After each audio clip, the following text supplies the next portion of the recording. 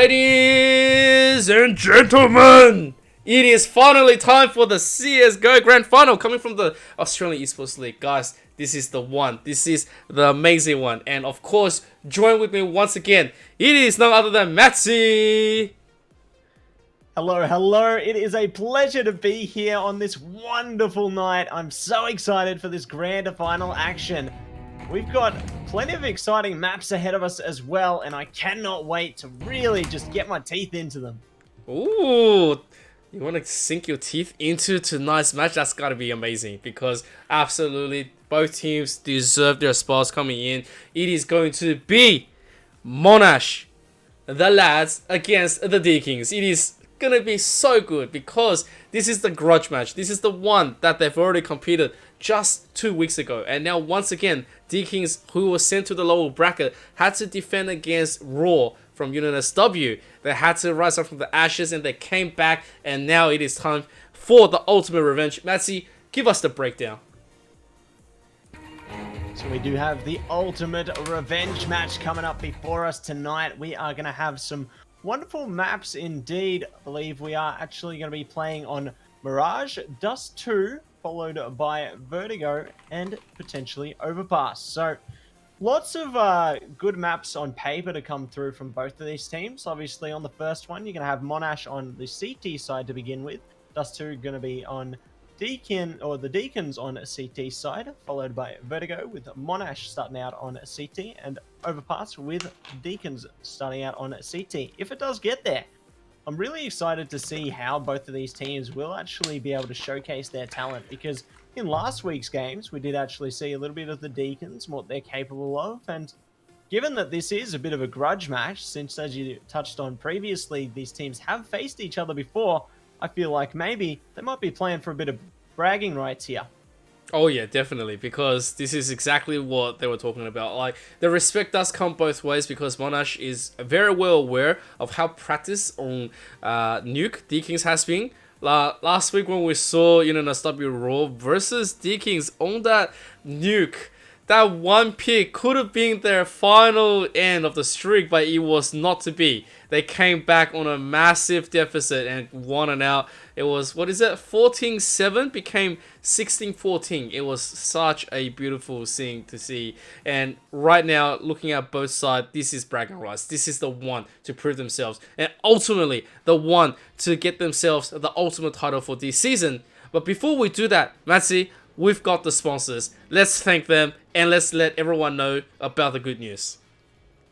We will indeed get straight into that right now. So, to start it off here, we do have a big shout out to our sponsors in Chatime, Fresh Iced Tea. Try the new range today at your local store. Chatime is the fastest growing iced tea franchise in Australia. There's over 120 Chatime tea breweries with a commitment to quality ingredients and mix-ins and a flair for innovative flavor combinations to brew nothing but the very best iced teas. And we do actually want to say as well that you can make it fruity with Chatime and try the new peach and lychee oolong tea range today. And I'll show you, I've got some myself today, and oh, it's pretty amazing to say the least. I actually got you on the that lower third was actually blocking your camera. I couldn't see it. You gotta get it to your right side. Go again. Oh, go again. Yeah, go again. I'm more than happy to oblige. I'll sip this all day, man. Have some of that, guys. Gotta love it. Big shout out to our other sponsors as well, though, in Predator. Conquer new worlds with Predator Gaming today. Predator are the gaming PC partner of the AEL. Conquer new worlds with Predator Gaming. Predator puts power and precision in your hands. Elevate your gaming experience in every way with quality and performance thanks to Predator. Do also want to big shout out to AOC, the best viewing experience. AOC is a global leader in monitor display technology, and for more than 50 years, AOC has delivered an exceptional viewing experience to millions of loyal customers worldwide. Today, the company offers a wide selection of stylish monitors for home, office, or gaming. And we also want to thank Indomie. They are actually running a comp. Win the Ultimate Gamer package worth $3,500 and show how you game with Indomie Australia. To enter, you can purchase any Indomie product from one of the Australian retailers that does supply them. And you can enter now at indomie.com.au/IndomieXAEL. Tell us in 25 words or less how you game with Indomie, or send a photo of how you do it as well. Lots of prizes involved there in Acer, Indomie, you name it, they got it. Also want to shout out to Rig there, what it takes to win. Rig develops headsets delivering superior audio for competitive gamers and streamers at all levels. Join the Rig team and enhance your gaming experience today. Awesome. Thank you so much for doing all the sponsored reads. We do thank you so much, but ladies and gentlemen, it is time to get this grand final started. Give it up once again for the Monash lads against the Deakins, because we are kicking off Dust 2, baby. Here we go. Here we go. Indeed, it is going to be Mirage to start it off here for both of these teams. Looks like the Deakins are getting ready for an A take here. Nice and patiently do actually get the opening pick there. Going to be trading twofold in favor of the T side. Going to see what they can pick up. Gravins, though, does actually line up another one. Already going to be starting good on both sides. Dirty even able to line it up further, looking for more headshots. He's going to run out of bullets. The teammate goes down, but Dirty does actually push it through there alongside Cross. And we'll be able to take the first round in favor of the Deakins. Wow, that was not what you expect, especially on a map like Mirage. Monash loves this map and they love competing, and Deakins knowing that they are going to guess right. This is the conventional. I thought, 100% they were going to go to B. But no, Deakins decided to go for, oh, the scout shot does come out. Mattse is going to take a bulk of his health instantly. Down to 30, has to smoke this, go to Cat. Doesn't want to get tagged up, and Cross super low here. He's going to go down at the same time. There's going to be a little bit of deficit. 2 scouts on the side of Monash. It's actually proving to be a lot of problem on the side of Deakins. And it looks like problems continuing to build up there. Spudwrecker wreaks havoc there with the Eagle. Not going to be doing so any longer, however. Noir as well as Dirty are able to sweep things up towards this B site. Clear a path. Wombat could be the key factor to stopping them, though. Have that scout, and does actually find the bomb carrier. It's all going to be up to Noir now. 1-on-2 situation. Picks up the bomb, does find another one. Still going to be down to Wombat. Just actually going to be rotating through, though. Noir has the time to do this. So this is great equivocal play coming through, even solidifying his defense with a smoke there, just to be sure. Yeah, I actually really agree with that decision. You don't need to be taking an extra risk. This is actually your gun round. You have all the Galils and the AK, but you couldn't really take the big advantage here. Don't want to be dropping it, so take that objective and get the rest done before anything else. Now there's going to be the box boost, and oh my god, Wombat jumps up, takes a match shot instantly, gonna grab the AK off his dead corpse, and he's gonna go for the world's longest defuse, but it is gonna be the greatest one right now because they denied the gun round on the side of Deakin, and now Deakin has to reinvest. They got the initial objective, but they were not able to finish it off. So 1-for-1 scoreline now, not too shabby to say the least. The Monash lads do manage to pull through. Definitely remaining ever present. We'll see if some of that presence will be matched by the Deakins here now, though. Considering the Monash lads already do have map advantage there. All they need to do is win 2 maps in a row, and then they will win the series here. The Deakins certainly not going to be letting them do that, though. Taking it nice and slow. Dirty going to be the first line of contact, though. Does take a scout shot right to the body there. We'll realize that maybe the B site might not be the best to go out alone. At least going to leave a teammate there to try and clear things out, though. What an angle! Gravins manages to strangle through a kill through the tightest gap there. Probably about less than a millimeter. Well, that's Gravins for you. He ain't captain for no reason. This man's a sharpshooter and he can aim down so good.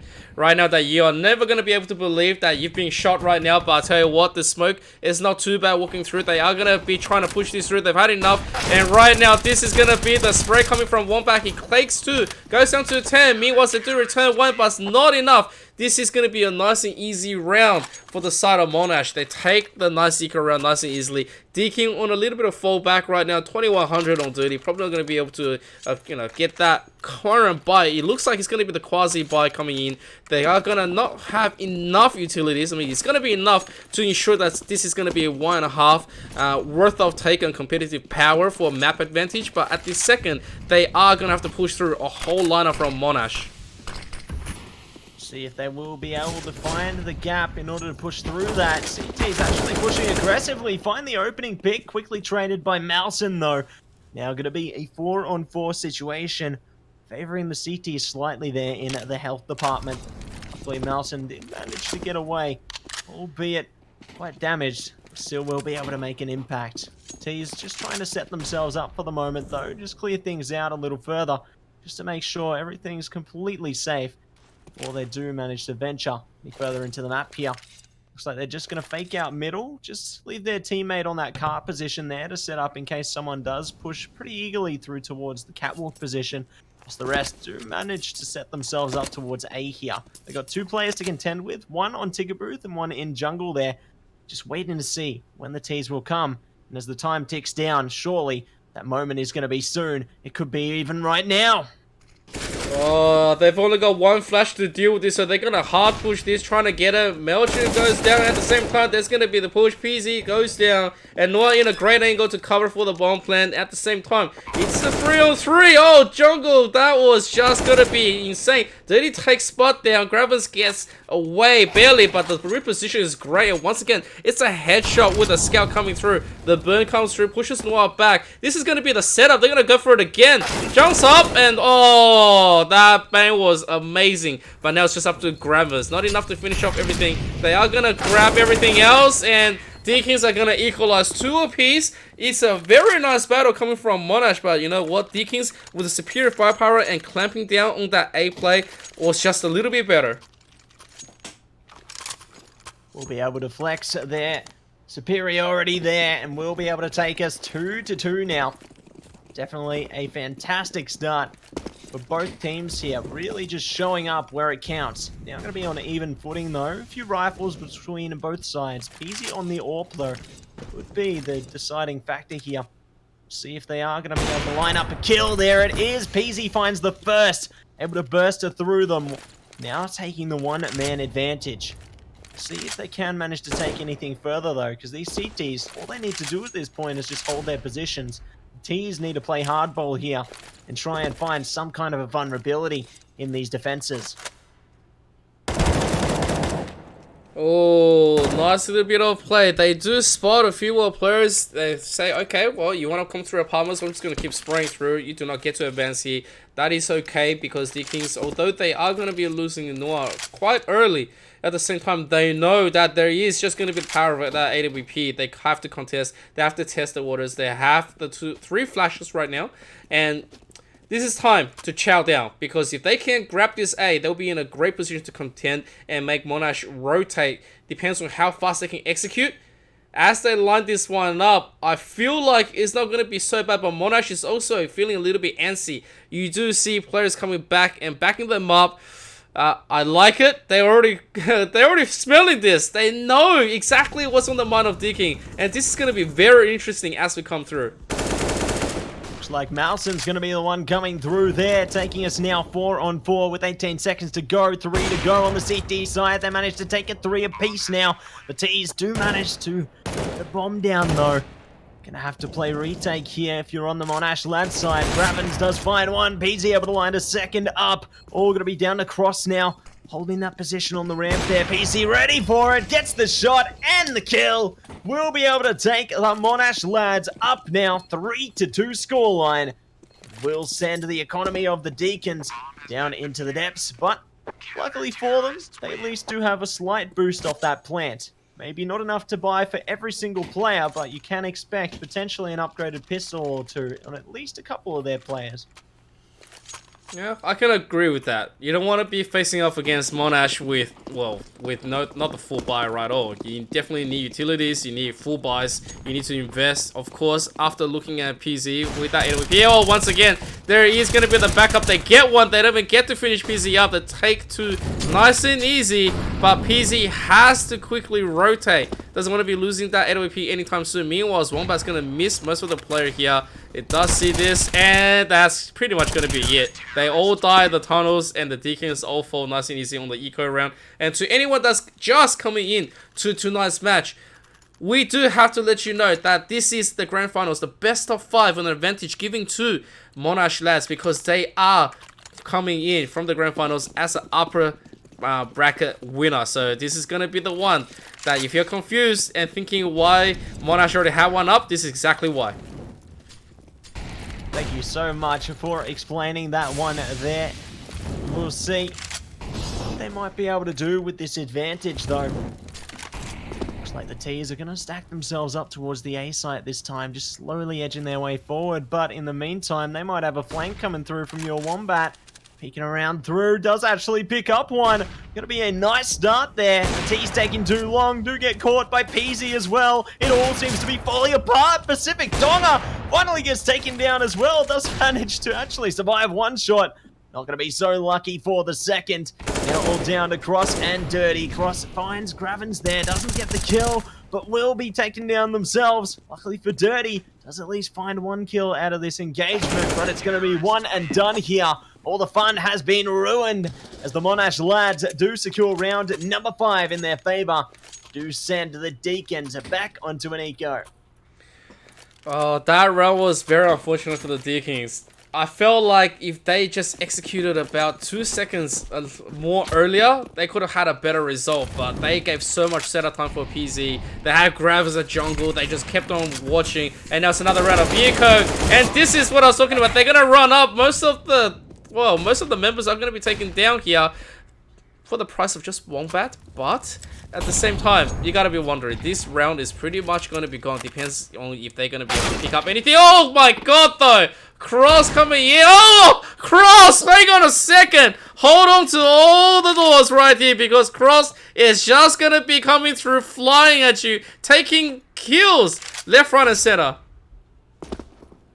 A great comeback for the T side there. Something they desperately needed at this point. They're going to need to try and find a bit more. But Beezy makes the body hit the floor there with the pistol. Doesn't even need to use the AWP. Will be able to torpedo their way through that round. And a defusal will be secured. But what a mammoth effort to come through from the T's there. Taking us down to a 2-on-2 situation. That is just fantastic. It shows that they are capable of these engagements. Now, with the rifles behind them, they might just be able to stifle the efforts of their oppressors here and finally gain an inch back. We'll see if they will be able to do that, though, coming into their full buy. Wow, Cross was amazing when he came into those headshots, making those deagles work. The nade catching Melchin down to about half right now, and Donga also goes up to 16. Not the greatest head start right there. As they eat nade after nade, and the damage is just going to come through.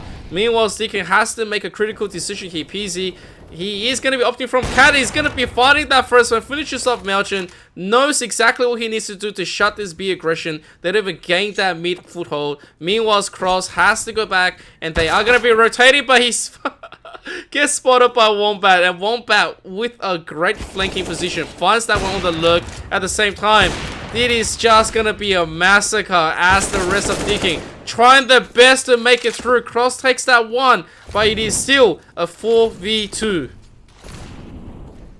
4-on-2 situation, making it 1 now. Peasy finds another onto Noir there, and Cross falls down. Monash lads continue to further solidify their advantage round after round here. Just able to surround their opponents, not allowing them to find even an inch towards these sites right now. Definitely looking to get strong, and that strength is only continuing to grow. The Deakins now going to be stuck on the upgraded pistols, though. Do have a couple of smokes and a few flashes to play with as well. Could certainly set up a side off of this, but they're going to need to find a kill out of these engagements. If they can at least land a lucky shot onto someone, it could be great, but they've already lost a player there onto Cross. Another one bites the dust as well. 5-on-3 situation. Noir able to actually pull through with Dirty, though. Does take 2 kills back. That's going to be 2 primaries picked up, making this round a little bit more hopeful. Oh, if they can make anything happen, this is the round to pull off a miracle. Dirty's gonna spot that first one. It takes down a very important kill here. PZ goes down. They need to take down Shah as well because there's still another AWP that they can potentially be picking up. But remember, this is still the objective game. This is still something that they need to be picking. That is great. Now it's 3v1. One AWP and Dirty is slowly pushing this one through. Does have a flash on deck, can be just going for a raw tag as well, where all of the objective is just going to be delivered. This is going to be the plan, and that's going to force Shah to be rotating. Meanwhile, it doesn't really mean too much at this second, because you see Dirty is trying to find it, he's trying to find him, but Shah says, okay, well, I'm not going to even bother rotating through to this, and we'll just see if we can even make anything else and make me drop this AWP. Yeah, saving the AWP, probably going to be the best case scenario here for Shah. Just look to maintain ownership of that primary weapon. Definitely can get some benefit out of that into future rounds, considering most of the CT's economy not really in the best position right at present. Certainly can change that if they do continue into a positive direction. Bomb will be close to exploding though. There it goes. So the Deakins will be able to secure round number 3 in their favor. Won't be able to steal the orb off their opponents, but at least doing a pretty hefty chunk of damage there. Managing to find a round back into their favor. We'll see what else they can swing through there. Looks like they are going to be setting up for another take now, though. CT is off their flurry of wins. Will at least have enough to buy into this round. And already starting off strong. Shah gets the opening kill there with the orb. Now trying to find another. Pacific Donga actually going to be able to line it up. Not going to be able to get the second, though. Wombat coming as a surprise. And already sending us straight into the 4-on-3 situation. And it's only the beginning of the round. It could be 3, though. Graven's getting caught there, pushing through the apartments. This is looking great for both sides. I'm curious to see who's going to be able to pull through in the end, though. It's actually very, very interesting of a play here because there was such a lurk position coming in, the double up. Oh, and that is a great kill coming from Cross. He pushes through, he can make an ultimate play. And now they just have to push through PZ. But they don't check him, and PZ is going to be the first one to knock down Noah. Meanwhile, potential to be on play right here. Pushes him out. Cross has nothing to do with that. And now Melchin left on a 1-on-1. The captain needs this one right now. But he is just going to push in raw into Spud. And Spud is also going to set that AWP as well for PZ. It was an expensive run for Monash as well. Because Deakins was able to take that last one. They invest in one AWP. But this round they're going to be fine. On the side of Monash, they had both. So now their economy from 13,000 effectively reduced down to 1,700 right now. They drop this round. The next one, they're going to be on the eco. You certainly do not want to be in the eco zone here because you need every advantage you can possibly get your hands on. If you lose anything, could come back to bite you. Wombat, in fact, does come back to bite them, but will be bitten in kind. Now going to be a 3-on-3 situation already lining things up here. The stars starting to align in favor of both teams. See who is going to be able to steam ahead, though, as it looks like Shah does line up another shot. Going to try and continue to maintain their grace here. Create some space. Dirty, though, going to be sent to outer space. Does take it now to the 3-on-1. 1 minute and 8 seconds remain, so there's plenty of time to play with here for Cross. But they will have many paths they have to cross. They are going to be falling back towards lower middle there. They know PZ's there, and PZ does land the shot. Take it away, round number 9 for the Monash lads. What a round right there. When we just thought Monash might be panicking a little bit, Monash says, hang on a second, we're not sweating right now, we're going to just go in and get aggressive. Monash showing absolute, utter, and amazing determination as they're just not scared. At the same time, Deakins, round after round, they are trying their best to solidify something. They are trying to just make a play into it. But look at this, as they just push through without enough support, they are just all going to be falling right here. And everyone just, oh man, I don't like what I'm seeing, but I know exactly what Deakins is going through. They are trying their best, and the bomb gets dropped right in front of them, effectively leaving Cross by himself. Cross makes it, he takes the one, but that's just not enough backup.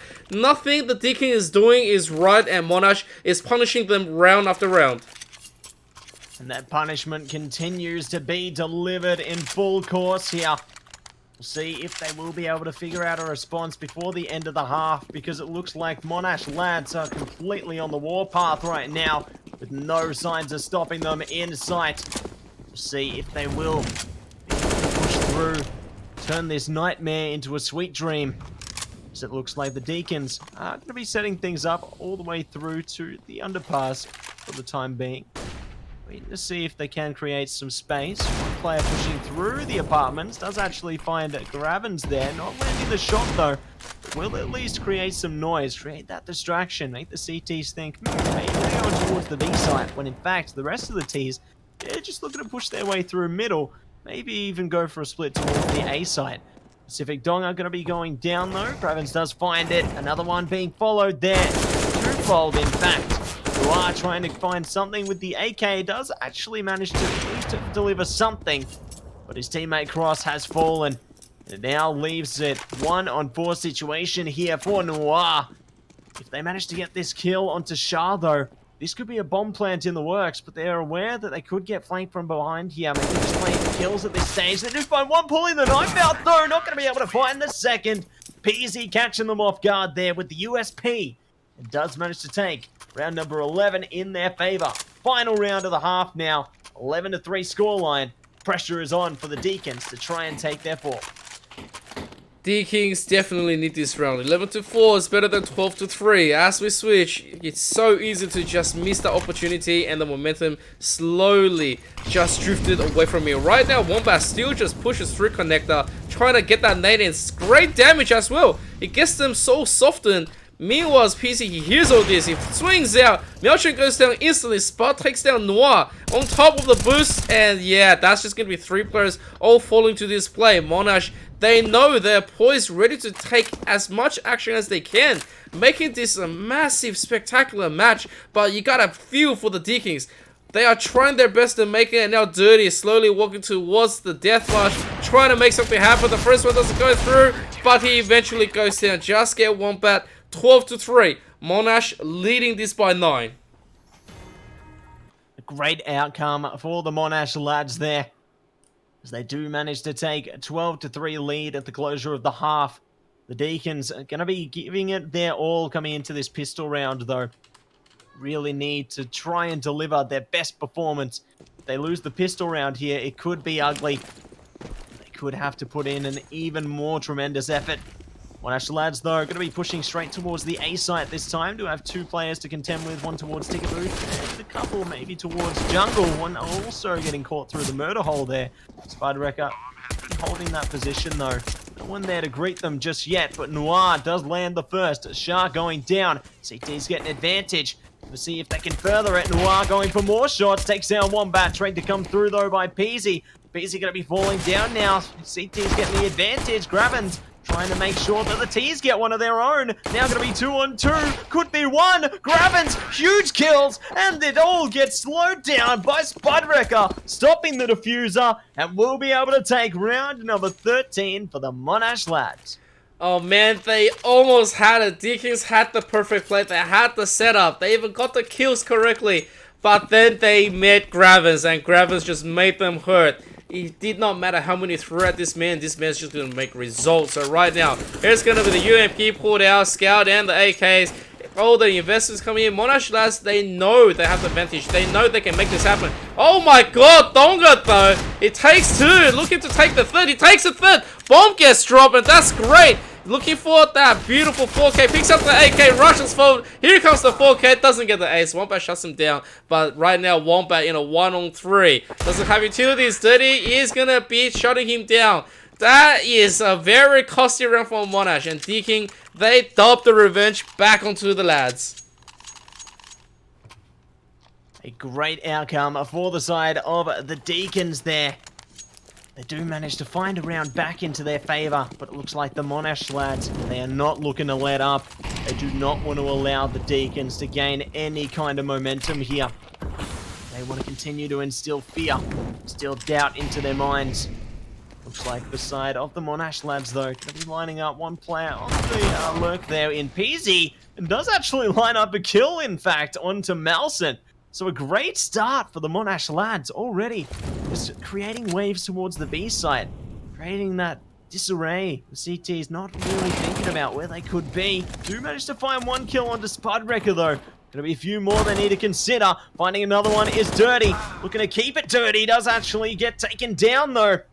It'll be a 3-on-3, make that 2 situation in favor of the T's. These Deagles just making immense efforts. See if they can find a little bit more though, considering the MP9 is coming out in full swing. The lawnmower, it gets taken down. There's no more fuel in those engines. And it is going to be a 2-on-1 situation.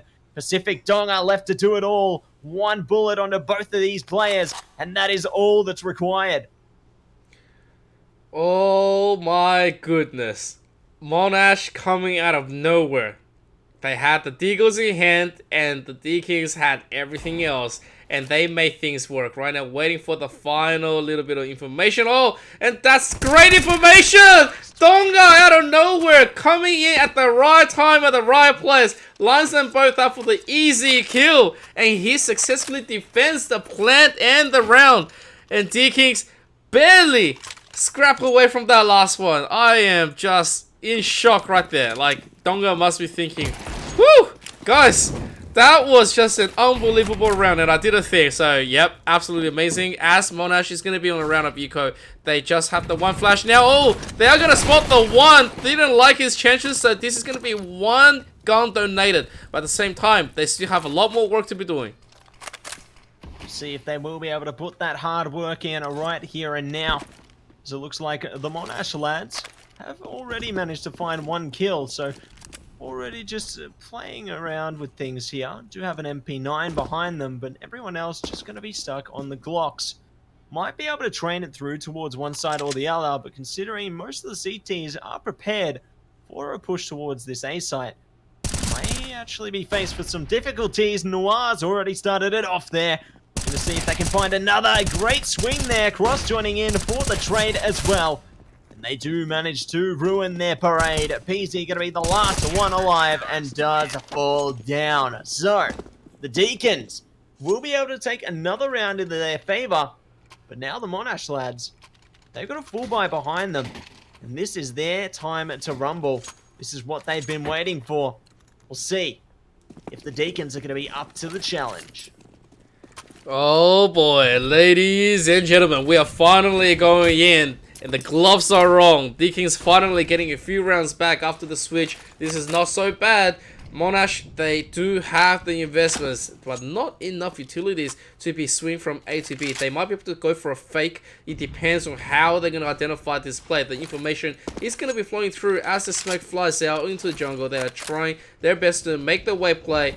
I'm not 100% sure what they fully want to do as they challenge Crossy. Dirty is going to be taken out. Oh my god, Spud.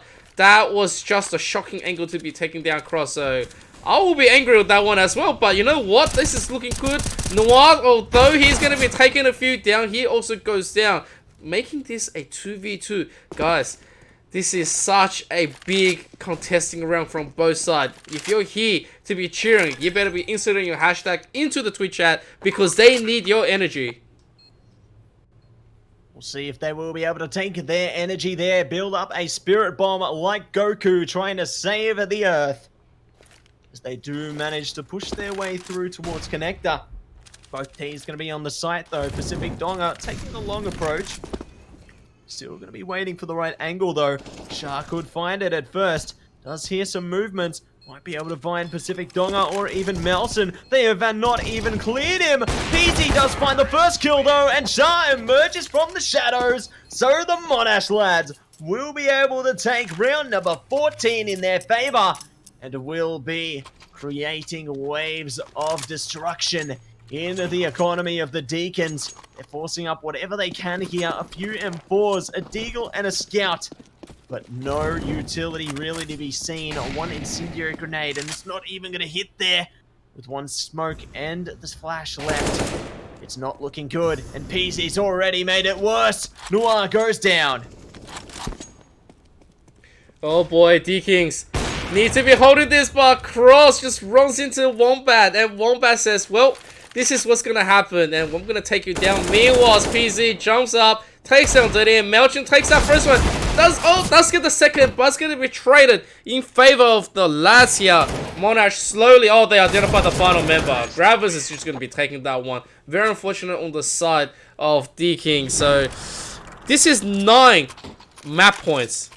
And Monash, if they win this one, they're going to be up 2-0 in the series because of the advantage given to them on the upper bracket winner. So Deakins, this is a lot of pressure as they're coming at the worst timing as well. It's a round of eco. Melchin's going to be buying whatever he can, but I'm not liking the chances. They're going to need to click heads. Oh, it was not enough to finish off Wombat. He gets away. That's a kill you're going to be regretting. Spot is going to come through. He gets that first one. A little bit of contention. Dongo makes a rain. So he takes that first one. Barely escapes with his life on the second. There's going to be a nade. Half health goes down. And now he's going to be the molly comes down. Trying to just get this through. And that is going to be enough to take Gravens as well. 4v2. Things are starting to look better and better for this round. Get even better than that. All going to be on Peasy now in the 1-on-3 situation. Needs to put in a mammoth effort if they do want to take this round in their favor. We'll see if they are going to be able to make a magic happen though. Pushing through T-Spawn here. Getting ready for war. Ready to see if they will be able to send us straight through to get the job done. T-Ramp going to be the play this time. Pacific Dong are holding for it. Does have a teammate close in connector as well if they do get spotted. We'll see what they can manage to muster though. Just holding for it. There we go. Pacific Donga keeps the show on the road. And we'll be able to take round number 7 in favor of the Deakins there. So holding on for dear life right now. They need to win 8 rounds in a row if they want to play for overtime here. Because otherwise, the Monash lads will take the map. Never say never. Right now, Deakins making it work. They have the buys, they have the guns. Monash doesn't have it. They're just going to come out swinging, seeing whatever they can get because it is Monash. And at the same time, Noah's in a great position, sees the fly, but he's going to be taken down by PZ. And PZ gets the pickup. Now they're going to have a little bit of contention. Oh my god, Gravens, this man is just insane. These Deagles are flying through. Dirty makes one work. This is the time for him to clutch because there is the plan. The round is riding on this one. And he needs to make something happen. He gets another one. It is now a 3v2 retake. And they should have this one in the bag. Certainly think that they would have it in the bag here, and it looks like they just might. Melson takes down Spider-Wrecker. It's all on Peasy right now. 1-on-3 situation once again. Bomb still ticking away. They're trying to get rid of it, trying to get it defused here. Peasy still keeping them on their toes though, does find the kill, but the round is going to go the way of the Deakins there. They do secure the defusal and will be able to push on. The Deakins are holding on for dear life. They want to go all the way here. They want to take us all the way to OT. We'll see if their wish will come true because they still have many more rounds to get through. The Monash lads, they're going to be back on a bye this time. Oh, that is a really aggressive push here. They get punished for it. 2 players goes down right now. And Shah also peaks. That is just going to be devastating. 2 AWPs on the side of Deakins. They are going to make this one hurt. And now Monash, although it was a round of bye, it looks like it is just going to fly through for them. They're going to come out empty as they have to slowly push this one out and draw it out for the round. They can't be giving quick runs to Deakins because it is going to hurt their mental psyche.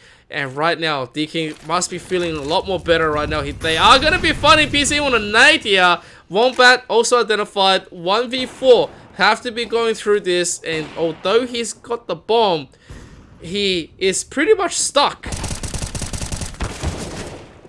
Stuck in quite the uncomfortable position right now. Nowhere to run. Oh no, they're trying to chase him down, get a knife. Having a bit of fun with it on the inside, it would seem. At least they're able to have fun. Despite the situation they're in, they can always just put all the pressure aside and just have a great time. So props to them there as they take round number 9. Putting the Monash lads back onto an eco as well. The Deakins, they're getting closer. This actually might be possible. Well, if they keep repeating rounds like this, then definitely Monash here, they are going to try to stack through opponents. At this stage, I think it's a good call for them right now to be trying anything. Taking the weak side They're going to be challenging Mattse. He goes down. At the same time, they can pick up the smoke. They can pick up the utilities. Although they're going to be dropping players onto the flank, they can at least get a maximum plant right now. But, oh, that shot from Shah is just great. At the same time, Gravis just being so sneaky. He's just going to be making things worse for them. As they're going to blind peek in, they have to challenge, and Dirty is the first one. Oh, nice shot! And now it's a 2v2. PZ on the flank might just be able to get the one back, and that is just depending on how they're going to survive. Is there going to be enough time? Time will tell. Time will tell indeed. So it looks like Dirty is able to pick up Peasy there, so should be able to get straight onto this bomb. The hopes of the Monash lads, they were so close, but it's still far away as the Deakins pull through and save the day. 15-10 scoreline now secured. Only 5 rounds between the Deakins and overtime here. They continue to put in the hard yards, but there still is the mountain ahead of them. Pushing on into round number 26 now. Both teams going to be on full buys across themselves. Monash lads, max loss bonus behind them, so they at least have that comfort coming into these future rounds. They need to find an opening again. They need to see if they can struggle their way through to just get over the line here. They are so close. They just need to cut the ribbon. And it looks like they're taking it slow and steady into this round, looking to push towards this B site, and here they come. Oh, and Donga takes that first one, drops the bomb carrier. Meanwhile, they're going to trade this one too for the price of 1. Cross already here, Yashop making his way out, sees the smoke, trying his best to spray this one through. He denies the plant, which is amazing. And he takes another one. That's a big swing. Right now, it's just PZ. 15-11. They defend. They hold. I can't believe it. Right now, from a 15 to 6, did I say 9 map points? Right now it's 15-11. If you are here for Monash right now, you must be just gritting your teeth right now because they cannot finish. And now Deakins on a high momentum ride, doing their best to make this work. They've actually reduced the gap to just 4. Let's see if they can hold one more time. See if they will be able to make it happen here. It looks like they are just going to be pacing their way through towards connector this time. The T's are looking to open up some space there. Do have the bomb pushing around through the ramp. If they can open through connector though, this would be a great start for this T side. And they do actually find it. Cross going to be going down there. Another one bites the dust as well in Noir. It's all up to Dirty. He does find one. Not going to be able to find much more on the T side though, because Dirty striking hard. Wombat does manage to at least push through the mortar hole though. Dirty finally going down as well. This could be all over. It's up to Pacific Donga to keep it alive now. Does find 1 kill as the bomb goes down, but it is all over. Shah pulls through, gets the kill, and the game will go to Monash. Oh my good lord. That was insane. What a beautiful start on the side of Monash. But then again, Deakins, after the non-belief, after the warm-up, they were able to claw back so many rounds in a row, making this one so close. Now, I reckon if Monash dropped that one, we could have been going to overtime on that first map right there, Mattse. Like, it was just that close. I don't think I could have picked it. What do you think, man? Like, wow. What a switch. Complete change of events there. Honestly, if we'd seen that from the Deakins towards the start of this game, it could have easily been their map. Such an amazing effort to come through from them. Able to push it so close to their opponents there. I cannot wait to see if they might be able to push it even further though in this map, because now this leaves Monash at series point. All they need is one more map. Oh yeah. Oh yeah. And guys, this is it. It is 2-0 right now, given to the side of Monash lads. Now, do not go anywhere as we go into a quick BRB, and we are going to be coming back to be playing Dust 2. Don't go anywhere, guys.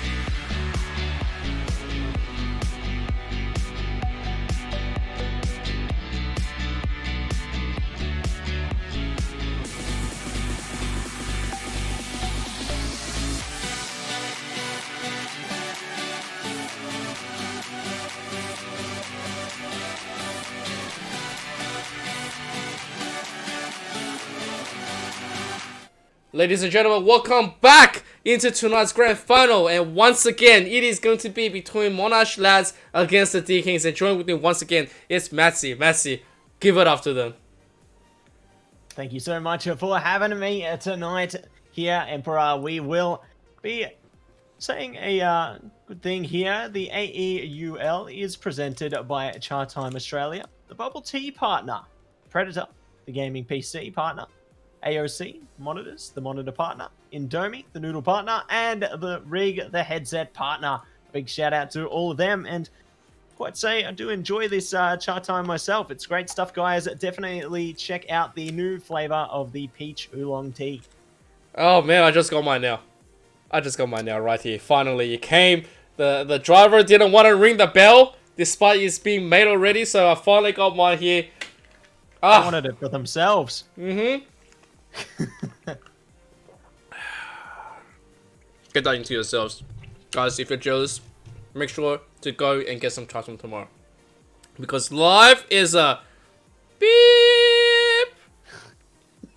And you gotta have some fruity Chatime. And of course, guys, make sure to enter the Indomie challenge. Because if you're not entering that, you're saying no to free stuff. And never say no to free stuff, especially when it comes to computer gears, when it comes to free of anything. That it's just insane of a package coming from Indomie. Alright, so as we get into it, we are gonna quickly reset back in. Let's go. It is Dust 2 between the Monash lads and against Deakins. Let's do this. Let's get ready to rumble as we push straight into Dust 2 here.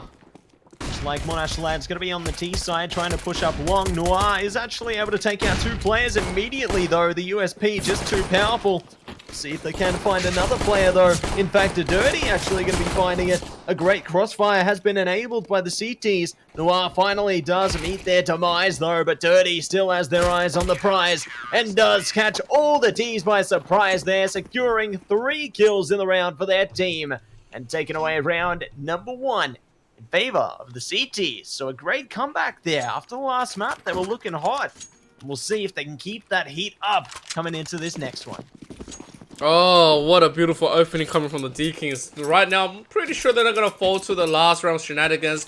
But Shah is going to be picking up a scout right now. That is going to be the threat that he wants to offer just in case things gets a little bit weary. Meanwhile, there is going to be the change. Ben here, subbing in. I'm going to sign his Steam profile tonight if he's going to be coming out big right here. But I tell you what, he didn't get the kill he desired, so Spot is going to be going out for the boost. Eventually, they're all going to be making up that cat, and they are going to be attacking the short side of A, and that is going to be super interesting because Shah's a great strategy. Nice little bit of play. He takes down Donga, and this opens the map up really big onto the A side. Great opening has been enabled here by the Ts. We'll see if they can create an even wider opening though. They have a player on the ramp to deal with as well as on long. Still need to venture ever further forward.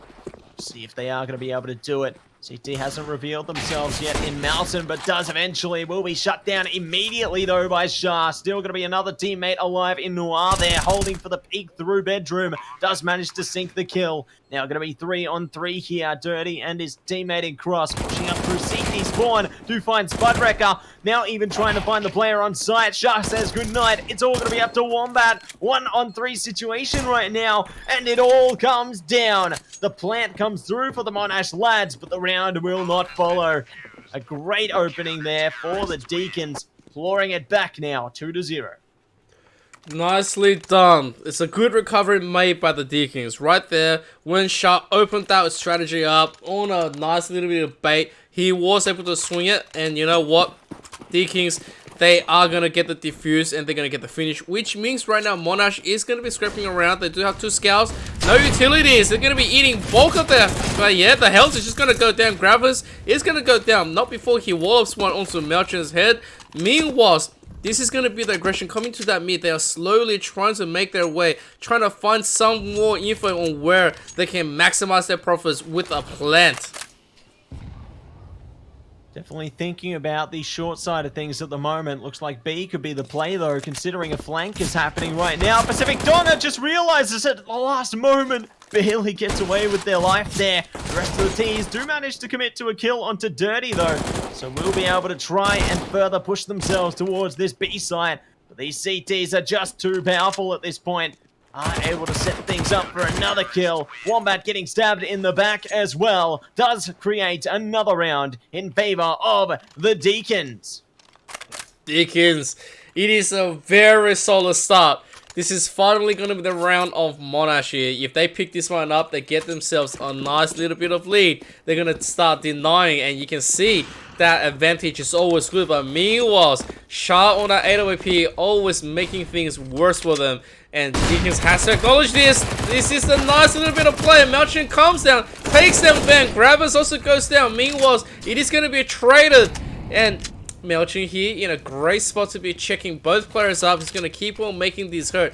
Here's the smoke. Potentially he can walk up, but the check is just going to keep on delaying them, making them go back. Lads here, Monash, what is going to be your play? Because right now, Deakins have you in check.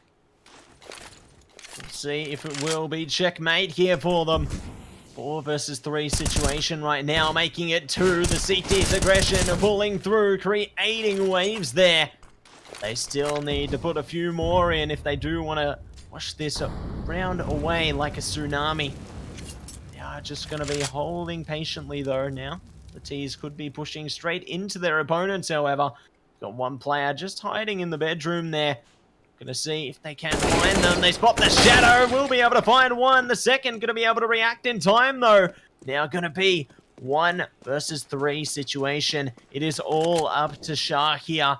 Will they be able to do it? Coming up close to Pacific Donga. Ready for the swing. Pacific Donga goes down, but Dirty pulls through from the site and does say goodnight to the round. And so the Deakins starting off magnificently strong, taking away 4-0.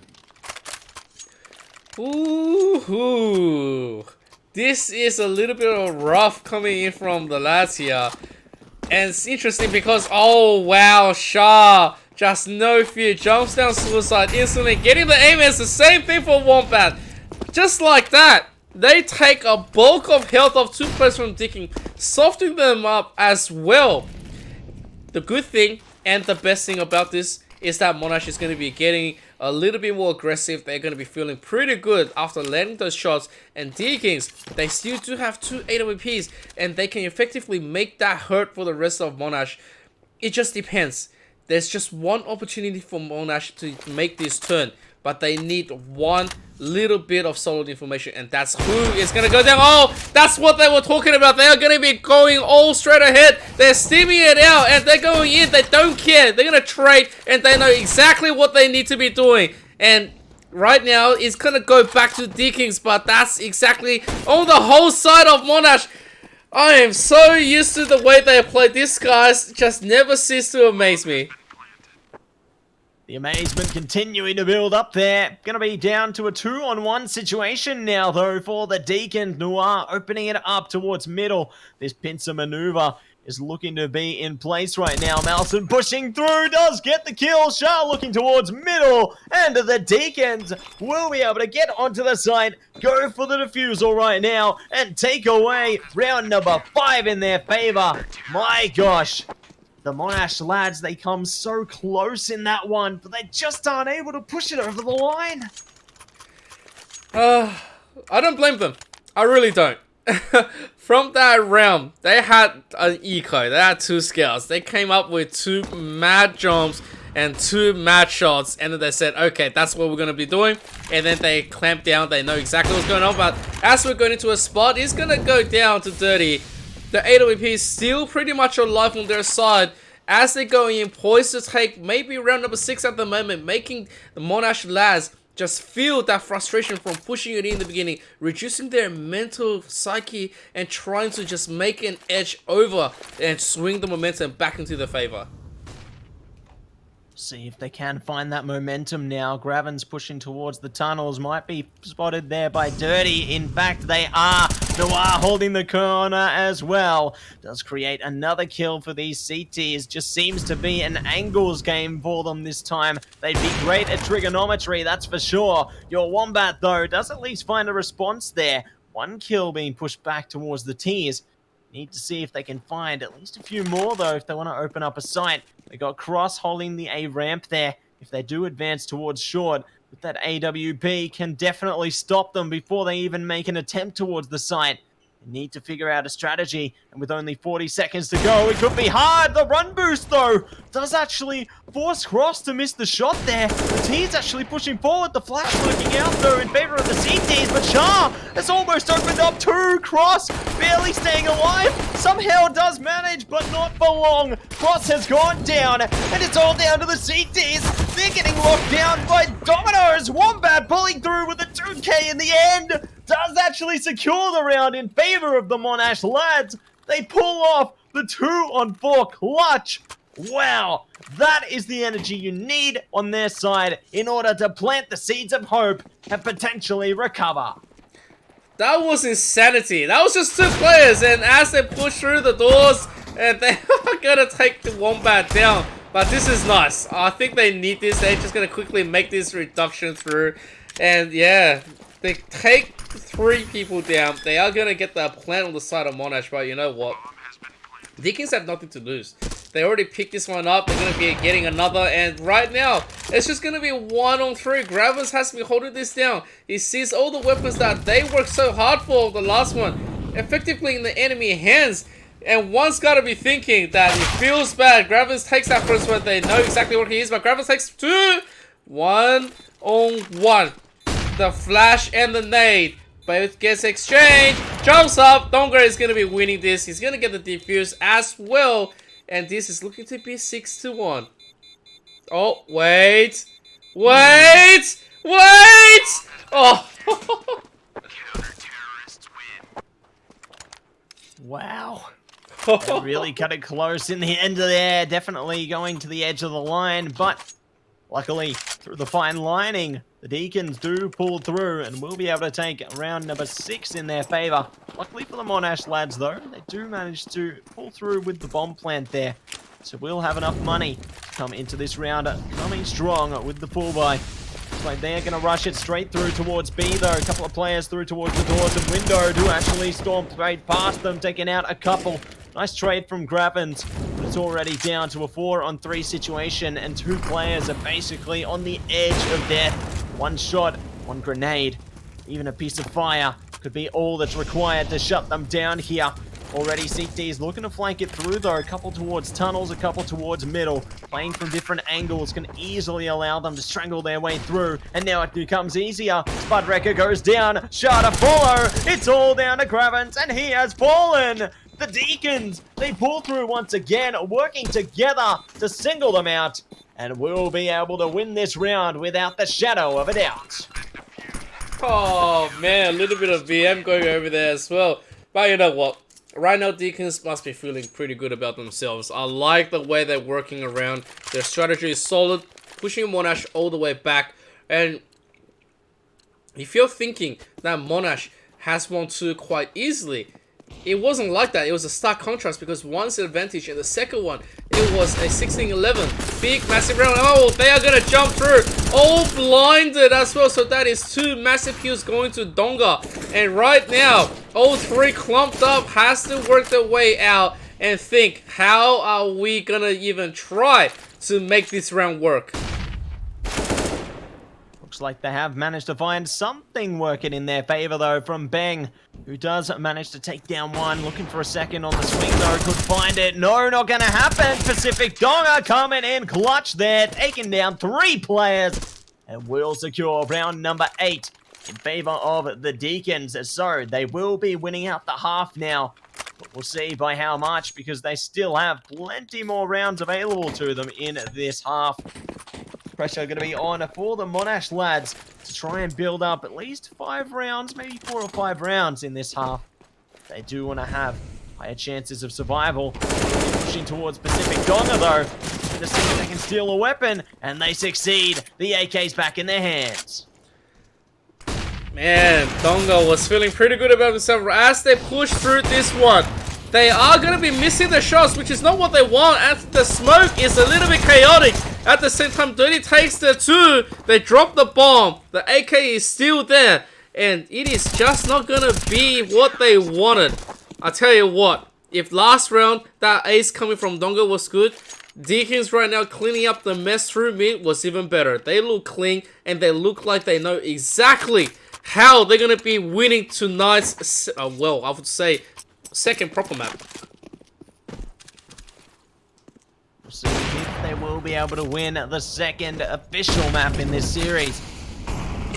They are still going to have to put in the work here to try and make it a dream, a reality. Looks like your Wombat though spots the first shot onto Cross.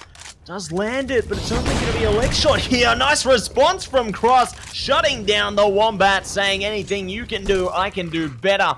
Now Pacific Donga looking to further that cause. Does try and go for a kill, but does suffer the consequences there. Now going to be a 4-on-4 situation. The aggression maybe not working to their favor, but Dirty holding the line towards short. Does at least line the advantage back up in favor of the Deakins here.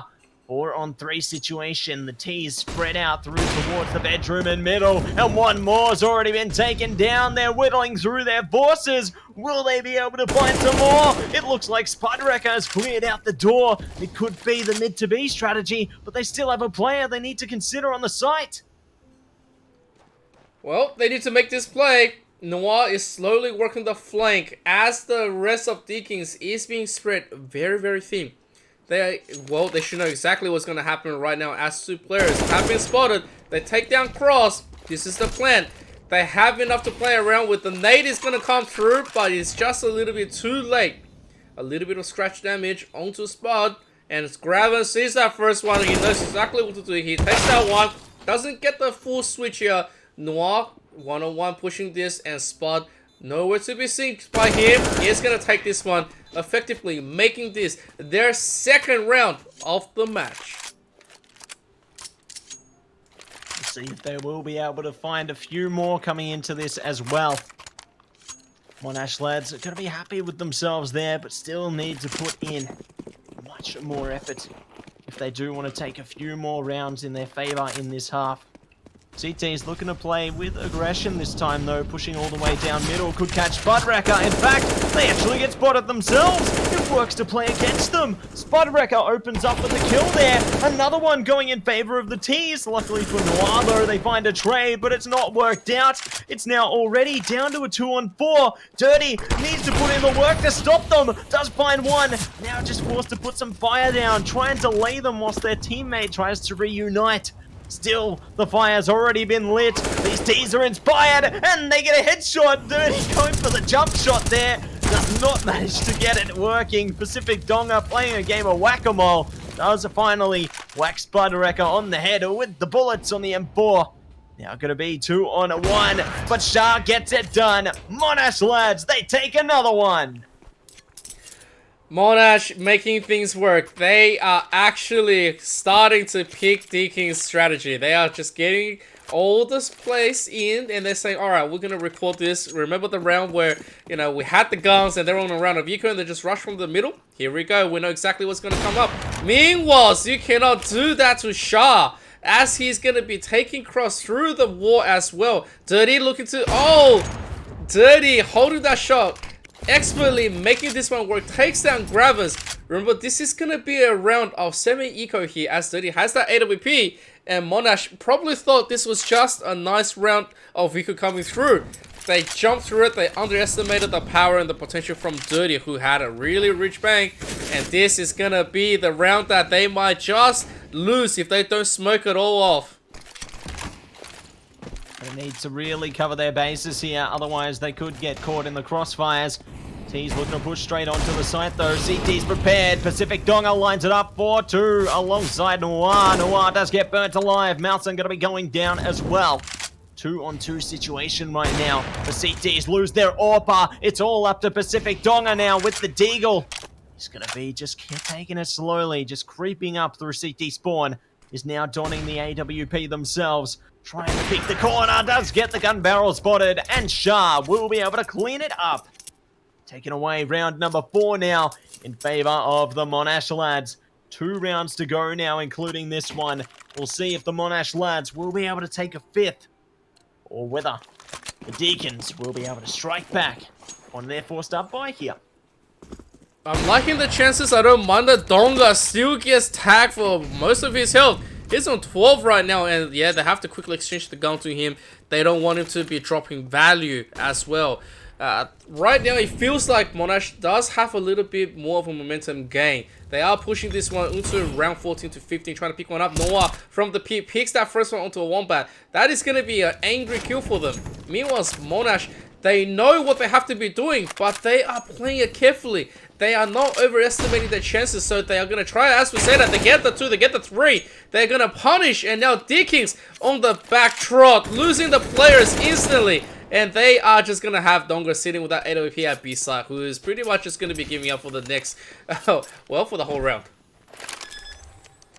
Yeah, just going to be saving that AWP out for the last one. Only $150 behind them. You wouldn't really expect anything less from Pacific Donga here. Bringing that AWP into round number 15, going to be imperative towards their potential success. Certainly going to have to play off of that one. Could potentially be placed behind Dirty, considering we've seen what Dirty's capable of. But in the same token, pretty much every player on the CT side can carry that AWP and do so effectively. Looks like the T's are trying to hunt down Pacific Donga right now, though, just clearing the sights, clearing the lines. Budwrecker could spot Pacific Donga, maybe. But he isn't going to be clearing that angle. Just actually walk straight past him. Pacific Donga could line up a flank off this. Could actually get a kill in the bank in the end there. Trying to creep around the corner and does line it up. So, a nice way to come out of the round. 1 kill, not too shabby. But this round coming up, the Deakins, their economy still going to be just scrounged together. We'll see if they will be able to win it out, though, with their ragtag buy. Alright, here we go. Last round of the first half.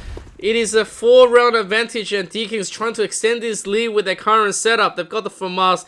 They've got a lineup for cross.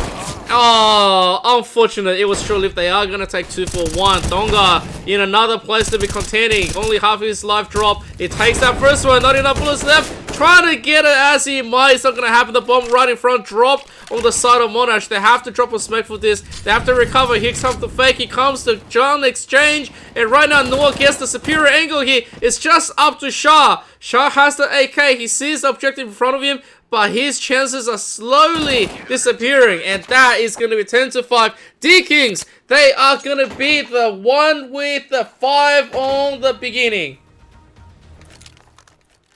A great beginning there in terms of both sides. Tremendous start from the Deakins, but a great effort from the Monash lads as well in order to bring it back to 5 rounds. Certainly putting in as much effort as they can to try and get to that point. We'll see if they will be able to continue, though. Team's on pistols this time. CT is looking to push straight down middle. Actually might catch a flank here onto the T's. Wombat almost being shut down, though. Needs to stay alive in order for their plan to potentially work. Already looking to restructure, however. T's getting closer and closer towards the site. Spudwrecker could open it up, though. Dirty does go down. Now going to be a 5-on-4 situation. Almost turning to 3 there. Spud finding another headshot. At least Noir does find one back, though. Looking to find a second. Bang and Shah do pull through, though. It's all on Malson. 2-on-1 situation here. Just hiding around the ninja spot. Trying to stay alive. Keep this thriving. But it's not going to be for anything. The Monash lads, they pulled through on the pistol and will be able to take away round number 6 in their favor. That is what I was talking about. Monash trying their best to make something work and trying their best as they might. They gave Deakins the beginning opening. They say, alright, this is what's going to happen. You guys are going to have to open up. You're going to write your own script. And then we're going to delete it right after. Because they're not afraid of the current play. They're not afraid of the potential clash. And that's how Monash has been able to win round after round. But you know what? it's not so bad because Deakins, they are going to have a little bit of a bye. They did get the plant, which means that they still have the power to compete right here. If they extend this one, they push Monash back another 2 more rounds right after. They're looking to make a beautiful claim into this second map, and they can make Monash just regret how badly they started on the first half. Meanwhile, though, Shah, he is going to have that first hit onto Donga. And same as Cross, they are trying to force a bait here, and they punish Noah for coming in for a pick. The punishment working out in favor of the CTs here. The Ts do find a kill back on a Wombat, though. Now trying to launch a counter-attack onto this B site. Be caught with a little bit of fire through CT spawn, though. Actually looking to change it up. Ooh, this could be spicy. They've caught Bang there on the rotation. They looked like they were going mid to B, but no. They're actually going A site.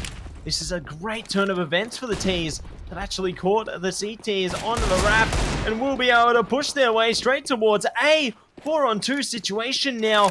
All Spider-Wrecker and Shah have is the M4 and the Scout.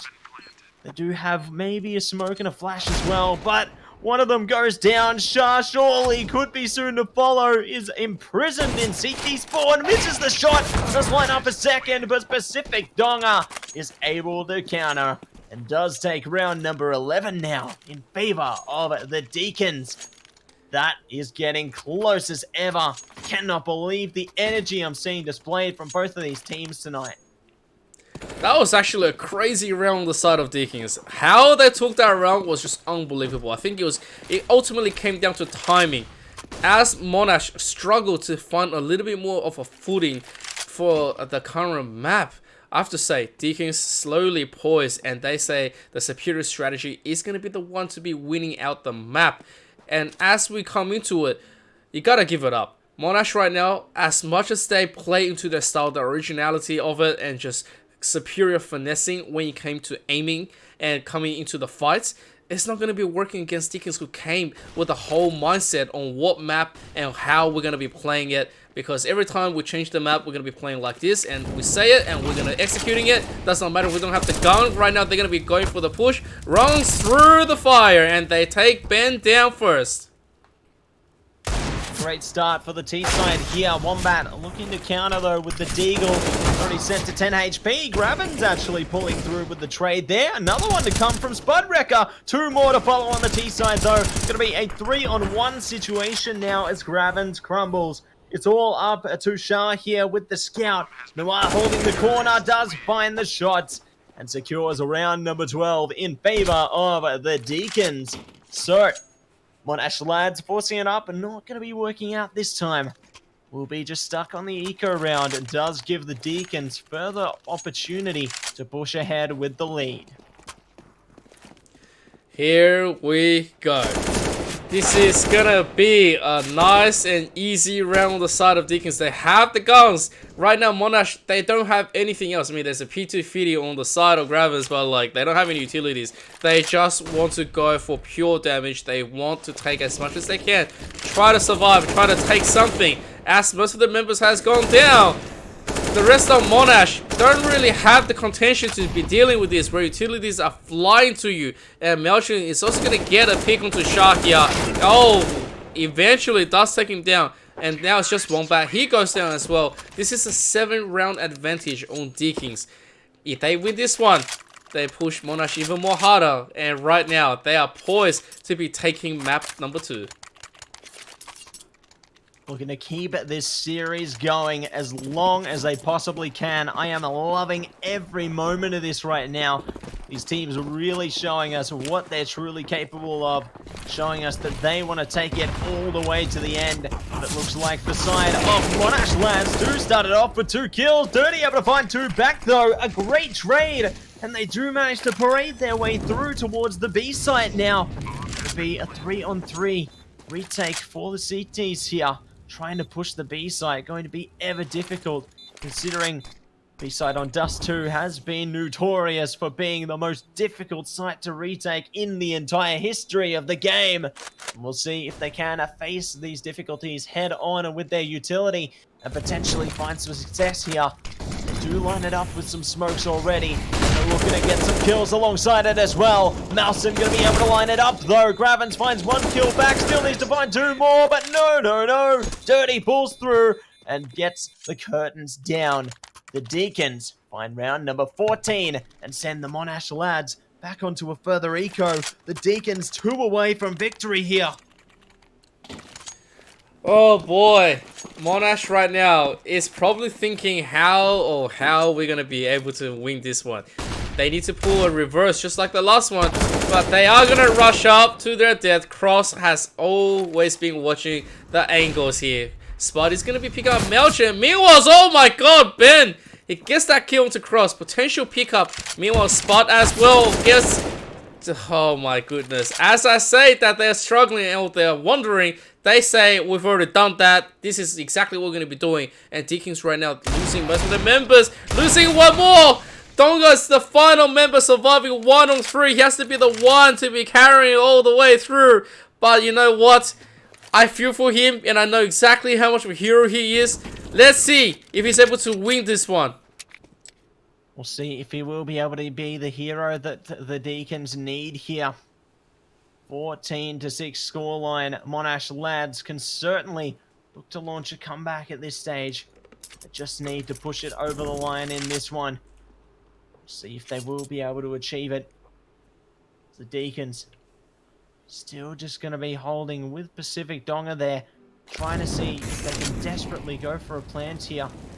It's definitely going to be a challenge, but they are ready to conquer these challenges head-on as a team. Pacific Donga, though, trying to stop them. Ben goes down. It's all going to be up to Spider Wrecker and your Wombat here. On 2 now. Your Wombat, ready around the corner, does manage to get the kill, though, onto Pacific in the end. And so, the Monash lads come away with round number 7. What a close round that was, though. That could have been the one that pushed the Deakins over the line to map point. That was really unfortunate of a drop, but you know what? Monash came in and they surprised them. And Deakins was feeling pretty good after they picked the initial kill, but it was not enough. As they poised towards a side onto A, trying to pick something, a little bit of info. They do get something. Oh, the take Spot. I don't even know how he did it. But you know what? He bent his bullets and Dirty takes that first one. So this is quite a nice opening already. Meanwhile, Spot jumps up. It takes shot down. He survives the shot of AWP. And this is the plan. Meanwhile, Monash, they have to make a play against Deakins, who's just so much more practice onto here. And what an angle to play, but oh my god, Cross walloping his bullets through. None of them was headshot in the end, but he still takes 15-7. That is a 8-round lead against Monash, and Deakins is looking to close this one up. Looking to shut the door on this one and push straight through to the next map. The Deakins need to win 3 maps in a row if they do want to take this series right now. We'll see if they will be able to do it. They definitely have to put in a solid effort here. Already starting with 2 kills though. Gravin's able to find 1 back. Looking good, but needs to look better. He's trying their best to hold the line right now. Do find another kill into their favor. The T's finding the same. Now going to be a 3-on-2 situation though. The boost could work out for them to stop a plant. Almost getting the kill on a Pacific Donga, and they find it. The bomb has been delayed there. CT is rolling out of position though towards Elevator. Does allow the T's a bit more further freedoms to get this bomb planted down. They will be planting safely towards the back of the site there. This could come back to bite them though. They need to play from a distance, considering the cover it does provide, but it doesn't even matter. They find the kills and the round. The map will be going the way of the Deakins. That was a beautiful sight to behold. Deakins taking a map back in what a beautiful and mighty clash between both sides. Guys, if you enjoyed that and you're enjoying your bubble tea just like us right now, mine was almost finished on that first one, it is time for you to follow AEL Uni and get into the hard action tonight. As we go into a quick BRB, we will be back with the 3rd official map, which will be Vertigo. Don't go anywhere.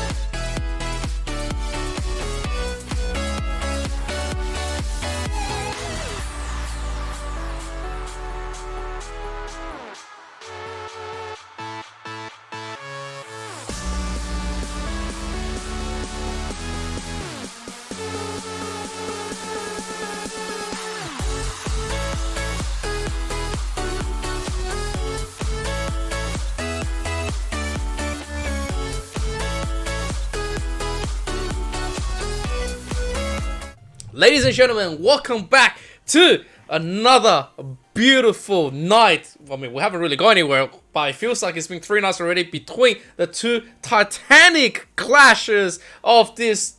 I don't know what to say anymore. The university is coming out, alright? It is the Monash lads against the Deakins. I don't know what I'm talking about. I've just been working too much, Mattse. I'm pretty sure you have to be dealing with me and putting up with this right now. But you know what's been the saving grace? It's just going to be this beautiful Chatime that I just finished. But with that being said, it is 2-1. Monash is having that advantage, picking up the first map, and now Deakins having their first one officially coming back into the map for Vertigo. Mattse, run us through everything. So definitely having a great start from both of these teams, both taking a 1 map apiece there. We will have another map on its way as well. But let's take a look and say a thank you to our sponsors there. Chatime, make it fruity with Chatime. And try the new peach and lychee oolong tea range. Got the peach one myself right now, and it tastes rather good, that is for sure. Big thank you to Predator as well. Conquer new worlds with Predator Gaming today. Predator are the gaming PC partner of the AEL. And a big shout out to AOC, the best viewing experience. AOC is a global leader in monitor display technology. I've even got an AOC monitor myself, and I rate them 100%. They are great. Big shout out to Indomie as well. They do have a competition on right now. You do have the chance to win this Ultimate Gamer package worth $3,500. Show how you game with Indomie Australia. And for more information how to enter, just head over to indomie.com.au. Also, a big shout out to Rig. What it takes to win. Rig develops headsets delivering superior audio for competitive gamers and streamers at all levels. So join the Rig team and enhance your gaming experience today. But we've got a game in our hands, I reckon. I'm very keen to see it. Oh, yes, you said it yourself. Thank you so much to all of our sponsors. And this game is coming back live because the Deakins, this is their pick. This is Vertigo. They were able to play a lot of good things against UNSW Raw. And UNSW Raw considered this their home turf. They broke their streak, and now effectively they are going to be taking Monash here, taking them for a wild ride. We will see if they're able to get this open beginning, because Ben, he sees a little bit of a tap onto Donga. Nothing fully done just yet as they just pause the duel. The rest of the Deakins team, they are slowly making their play and claim into this mid and trying their best to make a play for B. See if they will be able to make something happen. And a quick note, Eshkis has subbed in for Wombat on the Monash lads side. So we will be seeing Eshkis playing out in the duration of this matchup. But we do have the Deakins now trying to push it through towards this B site. Will actually be caught by Spiderwrecker to begin with. Nice 2k there. Eshkis does line up 2 of their own, saying, I'm going to join in for a piece of this.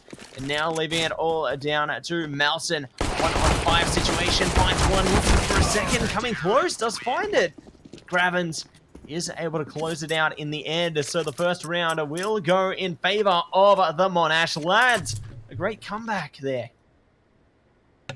Yeah, that was beautiful, but I gotta say, Mattse on that last play, I'm pretty sure he clicked so much that his left click mouse button must be destroyed right now.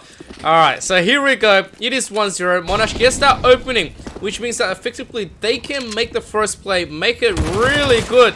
As they spot that one, the nade is gonna follow, pushes across all the way back, but Spot goes down and chases him anyway. You don't get to escape me, sir. And now Dirty potentially gets the tap. It does do it. Most of his health has been traded for it, but it is still going to be traded back by Eshkis. Gravins finds that first one. Swings out for Noah. Drops the bomb. And now everyone just falls. It is 2-0. And Monash, being so smooth, is going to push the Deakins onto the back foot. You've been struck by a smooth criminal is what they are going to be saying there. The Monash lads will be able to take away a 2-0 start there.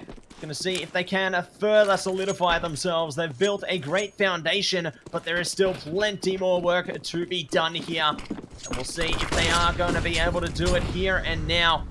They are just going to take it pretty slow into this one. Let's see what they can find. The Deakins, though, they're going pretty quick towards this A side. Bang could spot them. Head has been spotted. Looking for another. Bang lines up two. Looking for the third there. Not going to be able to do it, though. The CTs are able to completely smother these Ds out of the site right now, leaving it all up to Pacific Donga there. 1 on 4, making it 3. Unfortunately, not able to break free of it. And it will now be a 3-0 lead in favor of the Monash lads. Beautiful start, great defenses. Deakin tried the best with the opening for guns, but they got put down. So now this is going to be a round of eco. They are, however, going to be trying to go for a mad rush as they get burned a little bit. Right now, that is actually putting them to a stop right now. They are not allowed to advance at all. Meanwhile, the molly comes through, completely burning it. He gets traded. Meanwhile, Bang finds a nice kill to Donga, and the smoke is still pretty much alive. Denies the entrance onto the side of Deakins, as a potential play from Dirty is going to be jumping through, but he does not get the angle just yet. I'll be able to find the angle now, though. Dirty does find Bang there. Now going to be a 3-on-3 situation. Looking a little bit better for these Ts right now, and they could make it even better than that, as they are getting ever so close towards this site right now. Looking to see if they can create an opening anywhere here. Anywhere is good, as long as they can make magic happen. Spudwrecker does find a kill, though, on to the T side. It will now be a 3-on-2 situation. Slightly favoring the CTs, but for how long is going to be decided. Mattse is going to be spotted, though, by Shah there. So another one bites the dust. Now going to be all down to Dirty. 1-on-3 situation here. So close, yet so far. May just be opting to try and get a plant down at the bare minimum. And it looks like they're going to be able to do it, because the CTs, they're a bit too far away. Now going to be forced to 3-on-1 retake, but it's all said and done. Dirty gets spotted over the box. And it will now go the way of the Monash lads. Great effort from Dirty in the end there, though. Getting that plant down does further cultivate the money of the Ts, so they will be able to get a buy into this next round.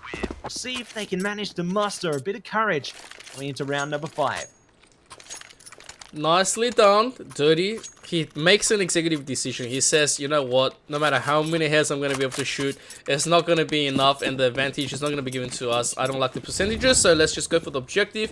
He does manage it, and at the same time, it is 4-0, but they're going to have the full buys come in. Deakins needs to make this work as they quickly run up the ramps here. They are slowly funding it. They get that first one, they clear it, they get shot. All of the investments coming through. They are spraying, getting this one through. Gravens with that AWP. He saves it barely with 12 health left. As Cross, he is going to be just double checking himself. They are going to make a mad push.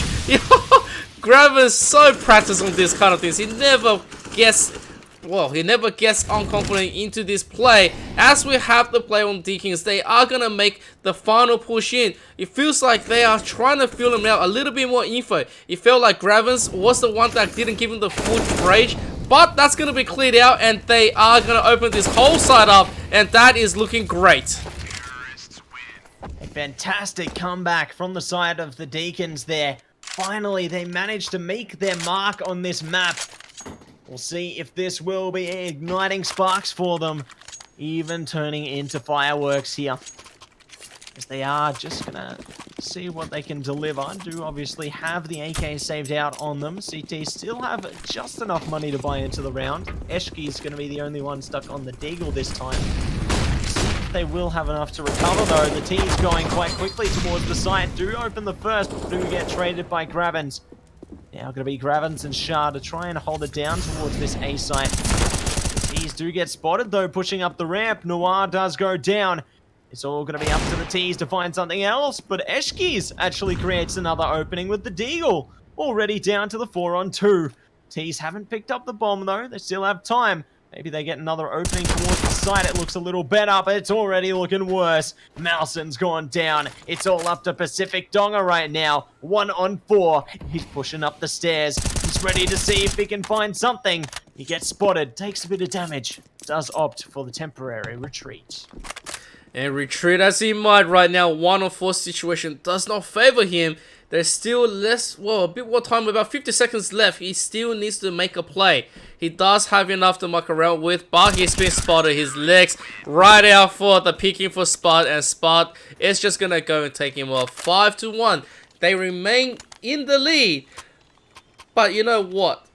Right now, Deakins, with their first round on the map, they can make a nice play here. They still have the bias. Noah is a little bit poor for the rest, but the utilities are still plentiful, and they can effectively cut off half the map. As they play one more time, Noah is going to be the first one up. Look at the smokes of the utilities. They're just flying out everywhere, and that is just something that's going to shush away Monash. Doesn't give him the ability to peek this play at ramps, and they can solidify. See if they will be able to solidify their play right now. T's already getting prepared towards the ramp there, trying to see if they can spot some players through towards that stairs angle as well.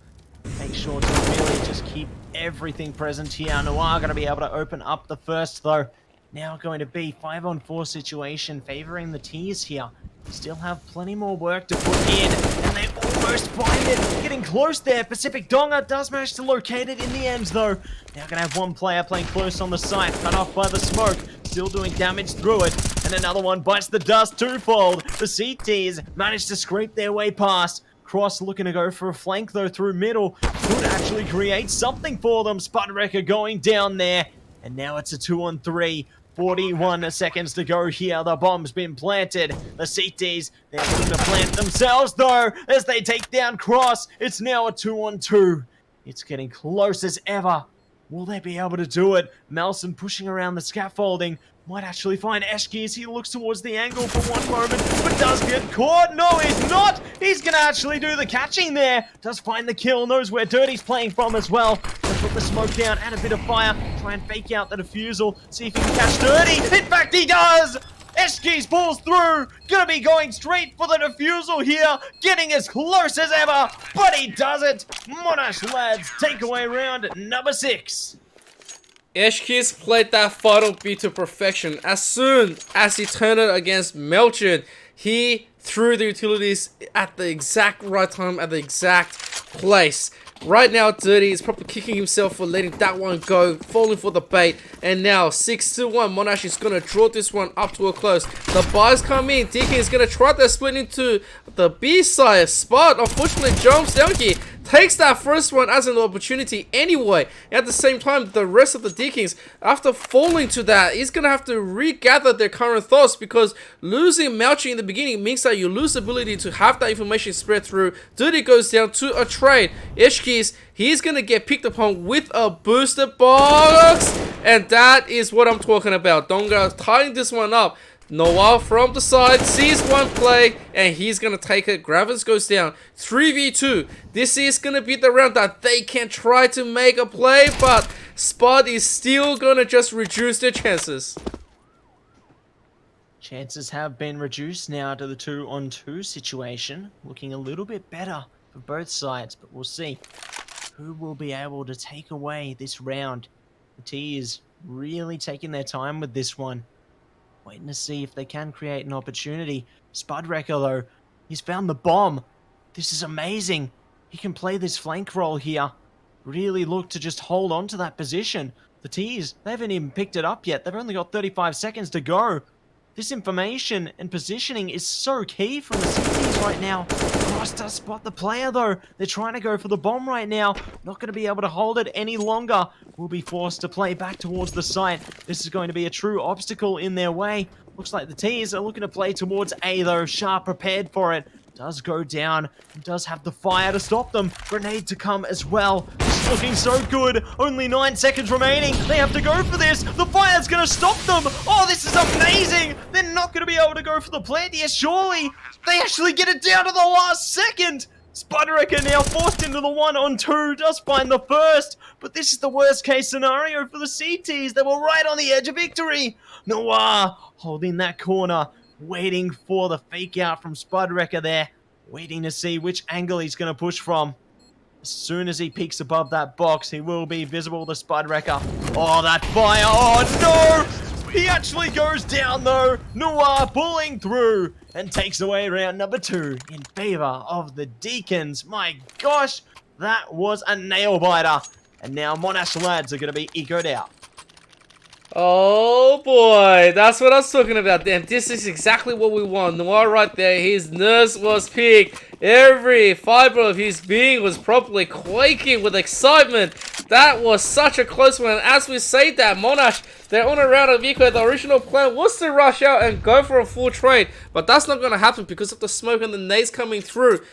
It is still not going to be something that they can be pivoting towards, but they're going to get a boost and trying their best to try to go for any jumping shots right now. They haven't found any information at all as Donga slowly walks through the scaffold. There is going to be a molly onto the sides, going to quickly pick that one apart. Meanwhile, Gravens with that scout, that is going to be one devastating weapon if you give him a chance without a pre-smoke. Definitely will be able to create some traction there for their team, and Dirty could be the one to lead the herd here as they do find the open kill. Looking for a second. Graven's still going to be alive, still kicking with that scout though. We have Deagles behind them, able to create too much space there, but might even be able to find at least one kill. Cheese does fall down. Certainly starting to really just take it to them on this T side. Luckily the CTs find one kill out of that engagement. They still need to find plenty more in this moment. 2-on-4 situation right now though, making it 1 as Spud goes down. They know where Shah's playing from, and he falls also. It will now be 3 rounds taken by the side of the Deakins. They are getting closer and closer. And we'll see if they might just be able to work their way towards evening the score. I'm actually not sure if time is just going more slower right now as we come into Vertigo, Mattse. Like, I feel like time is just pretty much slowed down. Both sides is just having so many nail biters all around, and it's just insanity how this is going through. The round of eco is still going to come through on Monash, and Donga picking down Spot is a great little bit of a play. At the same time, they reduce the risk of dropping any guns and donations towards Monash. They are pivoting towards a nice clean round, trying to ace their way through because the side of Monash doesn't have any utilities. So that's something that they don't have to even think about. See if they will be able to keep their thoughts in check here though. As they are just going to be waiting patiently on that B site to see if the T's will push towards it. One of them holding the staircase might actually get caught if they stay a bit too long here. Slowly going to be pushing up onto their position though. Malton goes down. Their teammate is around the corner, so they might just be able to stop the CTs from retrieving a gun, but too late. Dirty does seal the fate of Bang there. Looking for another one. Sharp balls. Eshkis does actually take down Dirty now though. That is 2 guns secured on their CT side. Considering they committed basically nothing to this round, that's a win in of itself. If they've saved these EKs into the next round, they might just be able to create some destruction of their own here. And it looks like they're just going to be holding patiently, just seeking out a kill or 2 if they can. Just really trying to play for the long game. Beautifully done. I really like it. I have to say, both sides is really taking into consideration of what could potentially happen if they made a mistake, and it is really prominent, especially when it comes down to a round of eco. Deakins is able to punish, Monash is able to punish. They have the guns right now. This is a win for Deakins. This is only going to be a 2-round deficit now. It's a nice little bit of work about, and Monash right now probably have a few things to consider as we draw to round 11. We are going to have a pause at this second. That's cool. But you know what? I'm not sure who called it, but you know what? It doesn't matter. Monash is probably thinking of a few things and they can use it. And Deakins is probably thinking, right now we do have the momentum. We need to ride it out. Probably a good time for us to be huddling together and have a think about exactly where we're going to be attacking next. Really have to just consider their options here, considering the Deakins are really starting to build up quite a bit of momentum behind them. Already just 2 rounds between them and the Monash lads right now. Definitely looking to close that gap and take it 6-6 in this first half. It's really impressive to see how both of these teams have been able to take a little piece here and there. And ultimately, We'll see who will be able to come out on top as the victor. I personally predict that this half could honestly go all the way to that 8-7 scoreline, keeping it close as ever, considering the power and ferocity that we're seeing from both of these teams right now. They're definitely very eager to show us what they've got. Monash lads looking to play for the complete victory here. They only need to win one more map to take the grand final. The Deakins need to win 2 in a row in order to take it away right now. We will see who will be able to do that, but it looks like the unpause has come through. And now, let's get the show on the road. Let's go! Right now, if you're here for Monash, make sure to answer into the chat, hashtag Monash. But if you're here for the Deakins, hashtag Deakins. And as we come into this, the bars are going to come through, and Monash is going to get aggressive. They instantly pick that first one. A little bit of friendly fire comes through as well. Ben's going to get traded, but they've already secured this A ramp. Meanwhile, Shah, he's going to be able to spot this one now through the smoke, along with Spot. He's going to quickly chuck one for the force. Oh, and Donga, super aggressive. What a lineup, guess who? And that is absolutely amazing. He picks that one apart, and they're gonna get even more aggressive, taking their Gravens. The BM is also here as well, and that is gonna be a secured plant. Plant has been secured by the Deakins there.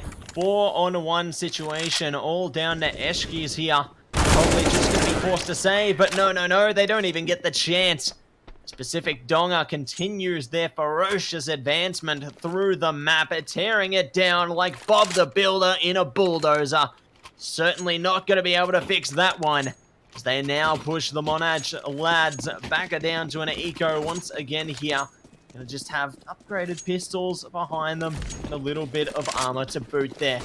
We'll see if they will be able to actually put their foot down, though, stop some of these Ts from pushing up towards either of the respective sites, as they look to just settle down into their defaults for the time being. The Ts taking it a little bit more cautiously, though. They know if they push around these corners too overzealously, they will suffer the consequences and could actually put weapons into the hands of the CTs. And we've seen just how devastating Monash is able to do with all your donations. They say the Church of the Lads will always be accepting. And as they do that, they're going to take that trade right here with stride. So that is going to be the first one. Grabbers goes down as well as Spot. He knows that he can't be doing too much. Here comes the smoke. That is his final play. The danger close comes through as well. Shark gets traded as well, and Spot finally goes down. But Melchin on 2 health, surviving barely. Eshkis once again 1-on-3, final member to be playing into this. Sees the molly in front of him, can't really be doing anything else, as he's pretty much going to be picking this roll with the smoke, and the Deakins is going to help him out with some extra smokes too. An extra smoke never hurt anyone. Definitely will allow you to push onto a site with much more ease than you would without. All going to be down to Eshkis right now. 1-on-3 situation. Eshkis holding the line and moving towards the corner though. Melson just edging their way to the angle and does manage to pull the trigger there. Taking us now to a 6-6 scoreline. Equalization has been created, but CTs, they are going to be able to buy into this upcoming round, so they could actually find the comeback they've been searching for here. It could be magnificent, but it's all a possibility right now as the Ts look to continue the momentum from earlier, but Dirty's already been shut down by the AWP on Shah. A great response there, but there's still much more work yet to be done. It's a nice opening coming from Monash, and this is a trap. Melchin's gonna lay it out. He's not even gonna be bothered to fire anything until he finds the head of Eshkis. A great little bit of trigger discipline, and at the same time, as Donga is trying to make a play for the A with the full lurk, he's trying to make as much noise as he can to draw away Monash. The rest of the Deakins making their claim. They are slowly delivering this into B. Meanwhile, Spot, he sees this, he drops the bomb, Noir goes down. That is good. And here comes the, oh no, he's not gonna invest into the smoke. Oh, easy. Yes, he is. He gets the perfect bounce, make sure he covers himself. At the same time, Shah holding just that mid play. I like it because it forces the Deakins to all kind of uncalculated risks. We'll see if the risk will return a reward here. Bomb going to be down on the stairs there. They do manage to retrieve it, though. It's a great outcome, and it's now been furthered. Mattse finding a kill onto Spudwrecker, pushing just a little bit too far forward there, and will be punished. T's now looking to set up through towards the A side, though. Two players they need to consider on either sides of the site. One playing close on the boxes, the other one a little further. Bang does go down, though. They're looking straight towards Gravins, and he falls. It's now going to be a 1-on-3 situation once again now, favoring the side of the Deakins.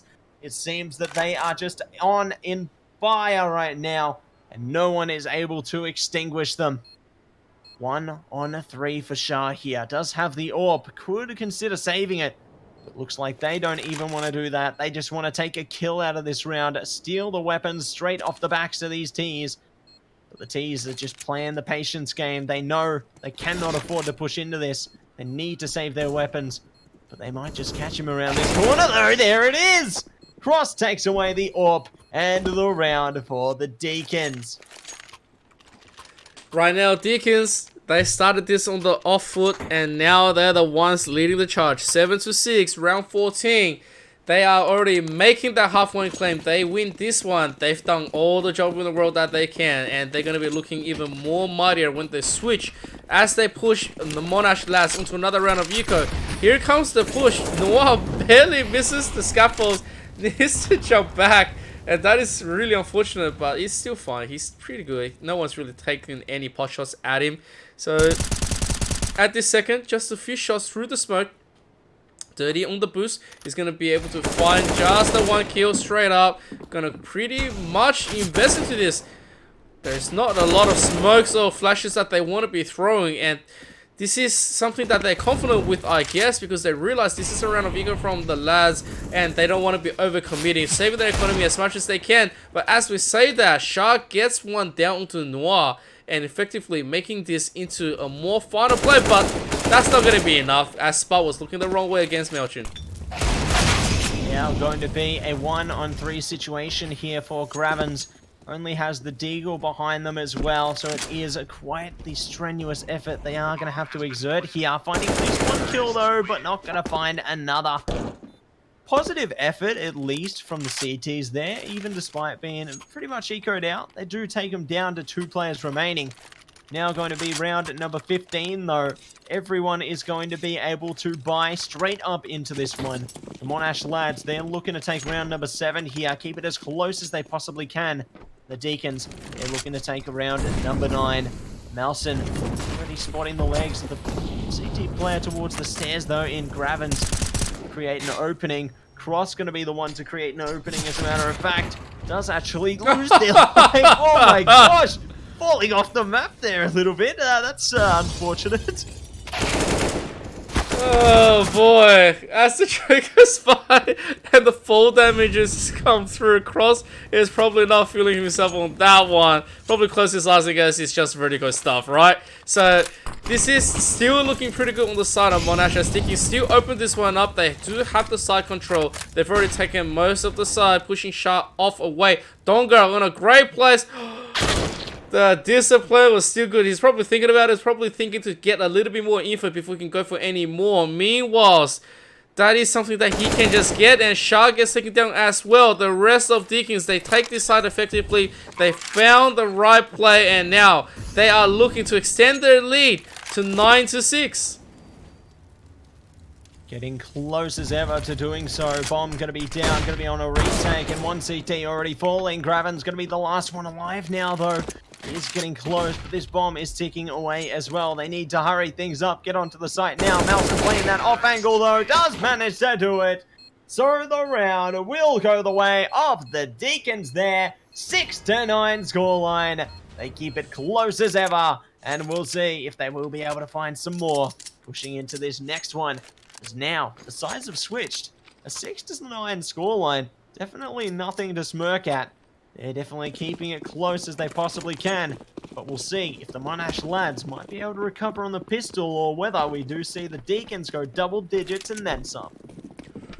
Right now, all eyes on the Deakins trying to close this one. They started with a disadvantage at the moment, and right now they want to take something away from Monash.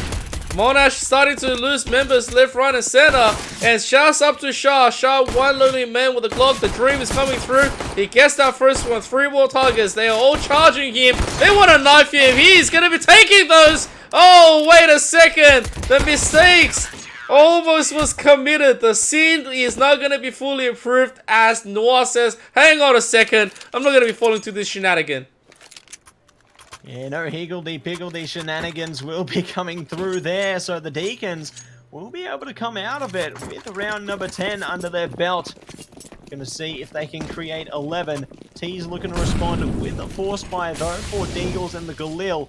Couple bits of utility as well. Not too much, but not too little. See if they will be able to create some kind of an opening though. Cross does manage to find a Gravins, but will be burnt alive by their teammates. Fire there. The T's taking advantage, taking down 2 more players. Now down to the 3-on-4 situation. This is looking a little bit more positive for the T's here. Even getting a slither of damage through towards Dirty. Both T's now though need to try and create an opening towards either site. Do still have weapons to be picked up here. Budwrecker going to be holding the lead. The charge does actually catch damage, but not a kill on the Pacific Donger. His teammates around the corner now. This is looking a lot better. There it is. The Deakins, they managed to work together, united in unison, and take away round number 11. The power of friendship comes through for the Deakins as they are unified as one. And Monash playing with 2 subs right now. The team synergy has now been messed up. They've messed with the chemistry. And now Deakins is finding the right footing. They're finding the right players. And they can start playing for keeps. They're going to take that first one. Take the second. Cross is going to take himself with a nice little bit of a bow out as they are going to take 3 players away from the side of Monash on this round of Eco. And the rest of Deakins is probably starting to think a lot more better and a lot more comfortable. Their current place is working. Ben, final player in. He needs to just take a kill with him. If he can do that, he can at least be okay. But that's not even going to happen. And Deakins, they're going to have 6 rounds up against Monash as they pivot towards the end. This is starting to fall for Monash. It all seems to be falling apart here as the Deakins are now 6 rounds ahead. Monash desperately trying to find something to recover for them here. Something to bring them back. It's all just not working out for them at this current moment in time. Looks like it. Monash lads though are just settling into their default positions for the moment. Setting up some players through towards middle, as well as through towards the A site. Looking to see if they can spot an opening and then maybe work their way through it. If they can push on to the pressure point that they will be able to locate there. Bits of util going to be flying through though. CT's already prepared for this. Do have the counter utility to come through as well. Not allowing the T's even a step towards the sites. Looks like freedom has been given towards A though. The T's can advance up the ramp at any such speed they desire here. And they are getting prepared for a take right now. 4 players make that 5, pushing towards that position. Spudwrecker already going to be shut down though. More surely to follow as Eshkis crumbles. It's now going to be 3 players remaining to get the job done. Let's go. The rest of Monash is still going to keep on making this play. Oh, Ben was just staring down at Melchior the whole time after the smoke reveal, but he's going to be taken down here. And as we go through it, it's just going to be Gravers on 4 health. It takes a nice headshot though. And at the same time, the bomb right behind him, he finally picks it up. And this is just rough as he tries his best to even make a play. As soon as they hear the little bit of a plant, they're going to swing, and there goes him. 13-6.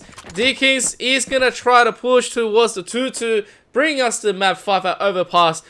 I'm liking this. I'm starting to start feeling it. Start to believe that the Deakins are trying their best to win it all.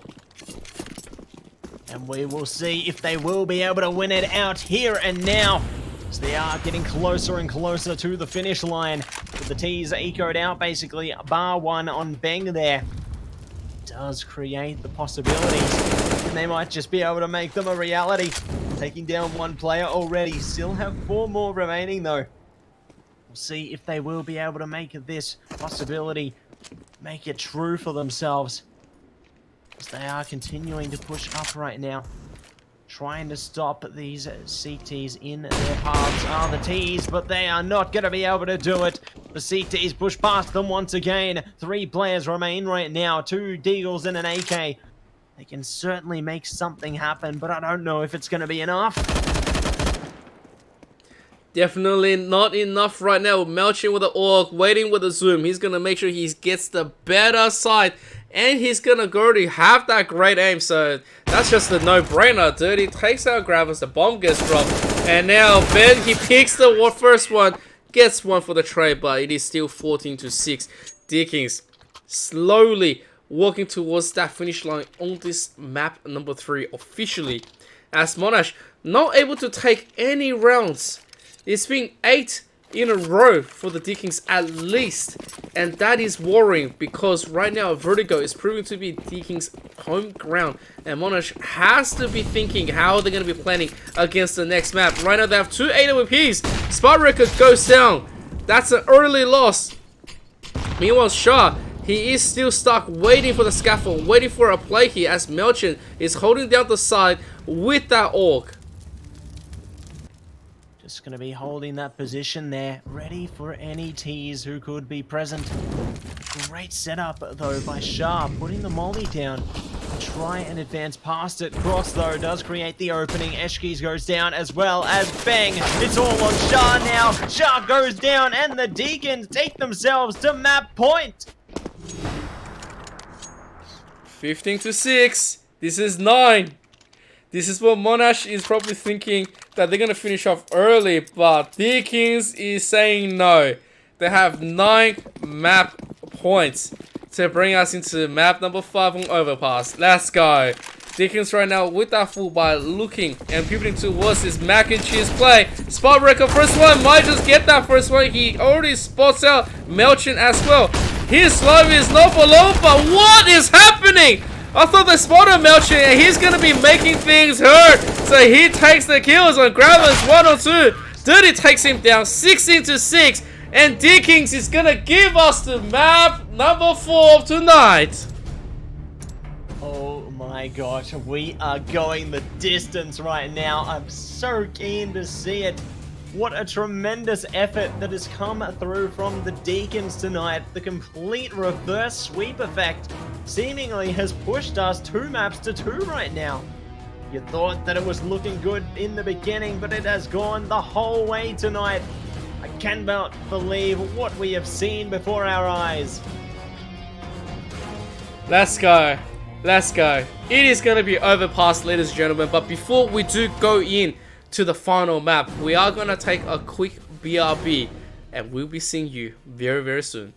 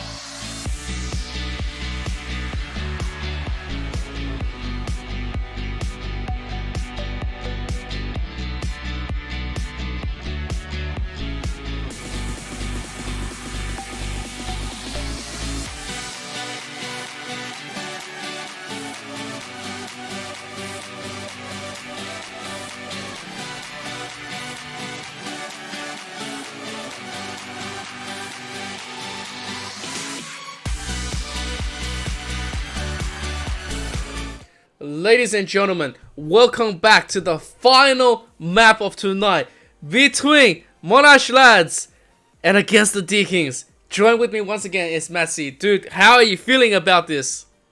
I am feeling fired up and ready for action. This has been a fantastic series thus far, and I cannot wait to be able to close it out here on the wonderful map filled with its many nooks and crannies on Overpass. Definitely love to see the disco zone. If you know it, you know it. The best place on the map there. Always love going around the disco, but we'll see what these teams can deliver on a map like Overpass, because you definitely can see some unique plays to come through from some teams, to say the least.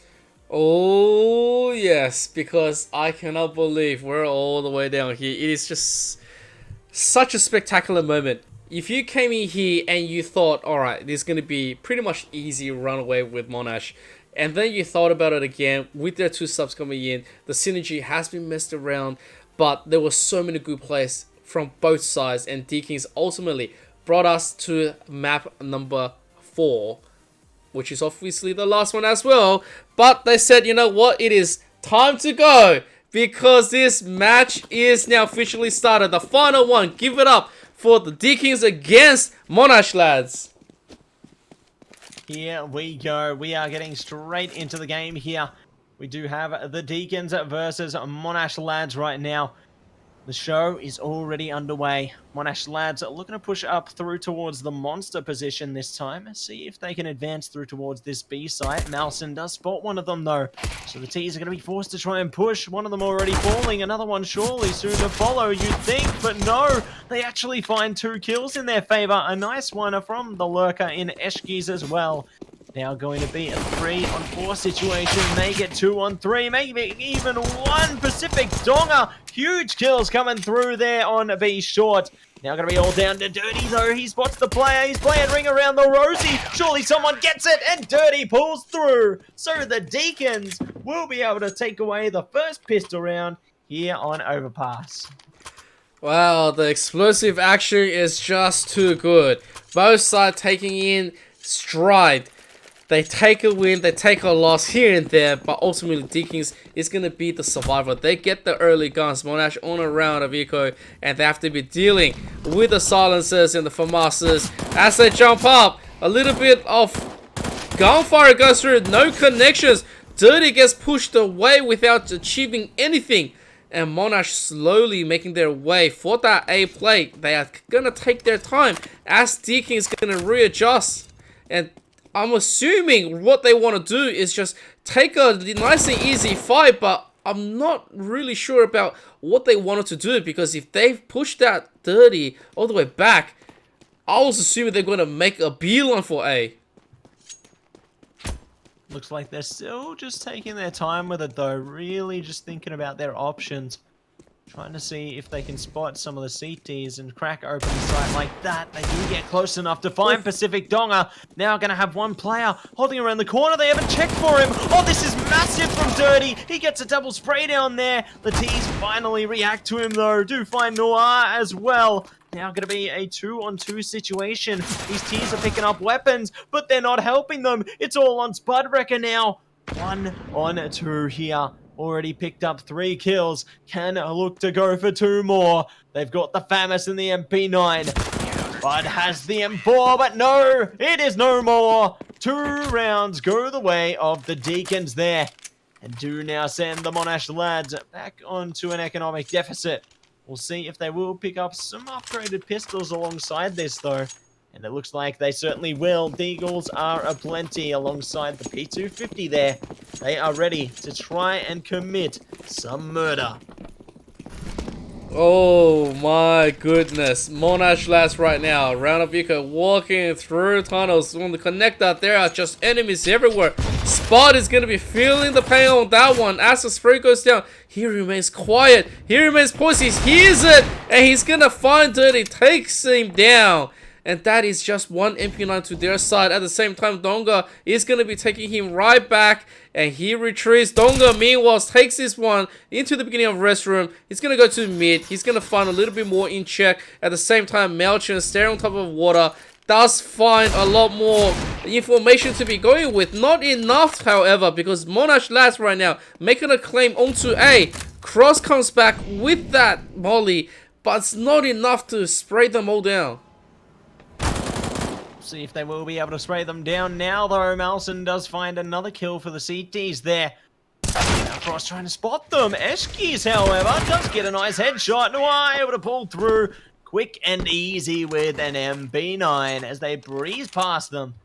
And will be able to take away another round in favor of the CTs here. Definitely looking good. And could look even better. See what they can manage to muster, though. They now are trying to consider their options at this stage. Trying to see what else they can look to deliver at this stage. Looks like the T's are going to be just pacing themselves, though. Double towards a B, the rest are through towards connector and just outside the T stairs.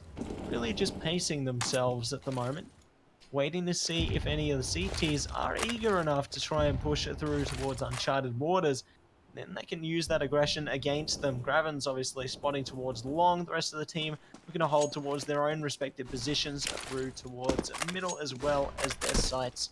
CTs are getting a little aggressive now, though. Looking to go for the jump peak. Spudwrecker almost catches Cross there. The crosshair was just a little closer. They might have got a headshot, but alas, they have information to play from. And they are looking to push up towards A. Pacific Donga looking to be a line of defense there alongside Dirty. Right now, Monash, they still have options. They still have the play. They're just thinking exactly when we should stop making the push. Right now, they're not giving themselves a lot of room to breathe because they struggled a little bit for information. They've decided to back away from A. But as we say that, they are going to be making some noise at B, trying to force a rotation. The rest of Deakins doesn't fall for it at all. They are still going to be remaining here as the rest of the utilities does come through. You see Dirty, he's going to slowly make his way. And he's going to get a perfect lineup here. Drops the 2, the bomb goes down, delays this down. There's going to be the nade to the stairs. That is going to be pretty good damage. Graven's going to finally get the plant. And at the same time, 8 seconds left. They are going to achieve the objective initially. Spot on truck. Gets that boost. Takes down Cross. His position is being given away. And right now they are marking him down. Mattse is just waiting. The smoke in front of him is waiting for it to clear. They are not eager to be taking the fight because Spot is still going to be taking down Mattse. And now it's just up to Noir. Noir slowly making his way through. Takes that first one. Takes a second. And he takes a third. Noir, godlike play. Gets the defusal. Gets the triple. And that's going to be 4-0 to the Deakins. Great outcome for the Deakins there, taking away round number 4 in their favor. And they are looking to keep up this momentous occasion. We'll see if they will be able to press it further, though, because the Monash lads now are able to buy up once again here. AKs across them and a utility to follow. We'll see what they might be able to bring to the table as a result of that, though. Looks like they are going to be caught close by Dirty there, looking to hold the corners. Wait for the push, does actually find something out of it. So Dirty, a great start. Do take a lot of damage, but hey, they got an advantage out of it. We'll see what else they can find, though, because the T's, they can easily strike back just as ferociously. Well, they're going to need to really strike back. They need to take every bit of flesh they can away from the Deakins right now. Monash struggling to find their place. Oh my god. What a blind shot onto the bend. He is going down. And right now, Eshkis is going to be disappearing from this world. And as Dirty keeps on holding the side at A, the rest of Monash probably feeling the heat, probably thinking, what are we doing? Where are we going wrong right now? Because the Deakins have us dead to rights. Everywhere we go, we find them. Although they're going to be losing Cross at this moment, it is still 1-on-4. Shah holding on to his mantle. Right now, he finds 2. He's going to try to return it, try to pick up the bomb, and eventually make his play. Plays are in order here. The Monash lads need to win a 1-on-3. They get close. Shah taken down, though, to such low HP. 10 HP to his name. He's going to try and keep his head in the game. Both players on the CT side are low as well. This is easily achievable for both sides at the moment. Dirty and their teammate need to work together though if they want to weather this storm. They do find the shot. Dirty going for the jiggle peaks and will be able to get it done in favor of the Deakins there. Going straight for the defusal right now. Should be able to pull away with it. And will secure round number 5 in favor of the Deakins. The Monash lads at least did get a bomb plant out of it. So alongside their loss bonus, we'll be able to get a maximum buy into this round as well. We'll see if this will be the moment they manage to swell past or whether the Deakins just continue to blast away. Yeah, Monash sitting on that quasi buy is going to be meeting little contention onto B at this second. They're actually stacked up into the tunnels right now. The utilities does come through as they blind peek into this. They find one back onto Noir, trying to return the utilities. But Mattse sitting in a great place here. He sprays another one, but it's only going to be traded. Cross takes one. Spudwrecker chasing him down. Gets the kill onto him. 2v2. The bomb gets dropped, but everyone's going to fall. Right now, Monash tried their best into making something happen, but Deakins was more practiced in that execution. They had the lurk come back and flank them from behind, and the utility from the beginning really aided them in that fight. Really impressed with what we are seeing from the Deakins right now here on Overpass. Certainly showing the preparation that has come in from this roster here tonight. They are not playing games right now. They are serious, but it looks like seriousness has actually left the side of Monash as well. They do find an opening kill with the Deagle there. Quickly traded out though. Could find another one, however, if they do catch someone towards bathroom. There it is. Budwrecker finding something back. Another weapon retrieved in favor of the T's now. Need to see if they can find a few more of those as they push up long. Cross there does try and stop them from crossing paths, but Spudwrecker is prepared. Now sending us into a 2-on-2 situation. They still have a player sitting on the site though towards that truck position. Noir is holding the cross there, does take out one. Only going to be Spudwrecker alive now. He's managed to push past the smoke. Noir is ready for it. Knows the Spud can be right around that corner, sees the shadow, and does get the shots. So the Deakins will come away with round number 7 in their favor now, as they continue to just blast off like a rocket. Well, that actually reminds me of Pokemon right there. Team Rocket blasted off again, and here we go. The Deakins 7-0 lead, and finally Monash, they are gonna pick up an AWP. Need to make things work, need to get the favorable trades and take this round by storm. Shah weathering this smoke, gets up first, still gets taken down first, and that's a huge loss. Meanwhile, Eshkis finds a nice kill onto 33 connector. He shoots the doors, he knows he's being checked. He can't really be opening that doors to get a blind peek in. And as we say that Monash, they still have the superior weapon power. They need a bit of cover. They need to win out this long trade. But if you look at the position, Donga has already lurked up. He knows exactly what's going on. Malchin gets taken. Eshkis needs to pick this one up. He does. And that is good. Right now, 3 players to the 1. Cross needs to just defend and hold something to himself. But the rest of Monash, they are finally going to get a plant. They are finally going to try to pull one onto the board. And that's what I'm talking about. Grabbers! Finally alive. A great outcome for the T side there. They finally managed to find an inch into this game and will be able to push past the CTs, sending them onto a force buy as well. Not the best weapons to come through, but at least weapons enough to try and make an impact here. 3 Deagles, the Scout, and the MP9. Looks like they're pushing close already. Cross! What a shot. Such finesse behind it. Looking for another around the smoke. They find it! Cross! Oh my gosh! Already taking the advantage twofold, and they've managed to steal weapons. This is an amazing start.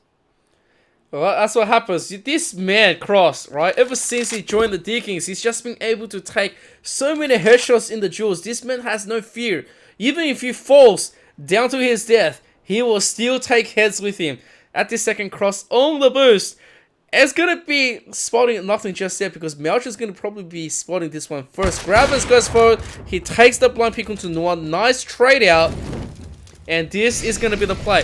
Monash already marking their territory. They are slowly going to get the reinforcement coming from the canals. The water is going to be reinforced at the second. 3 players right here. But the first one's going to go down. Spot gets taken out. The nade comes through. He's going to push and cross. He is just finishing off everyone. This is the ace, baby. Give me another one. Because he follows into the footsteps like Donga on Dust 2. Both with a massive impressive play, and that was just a round of you buying whatever you want.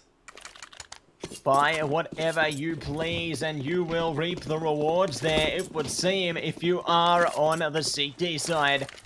And it looks like the T's are stuck playing catch up once again here, trying their best to do something to make this game a reality. Dirty gonna be able to blast past one already though, looking to continue the assault and not allow these D's any kind of movement towards any other sites in this game.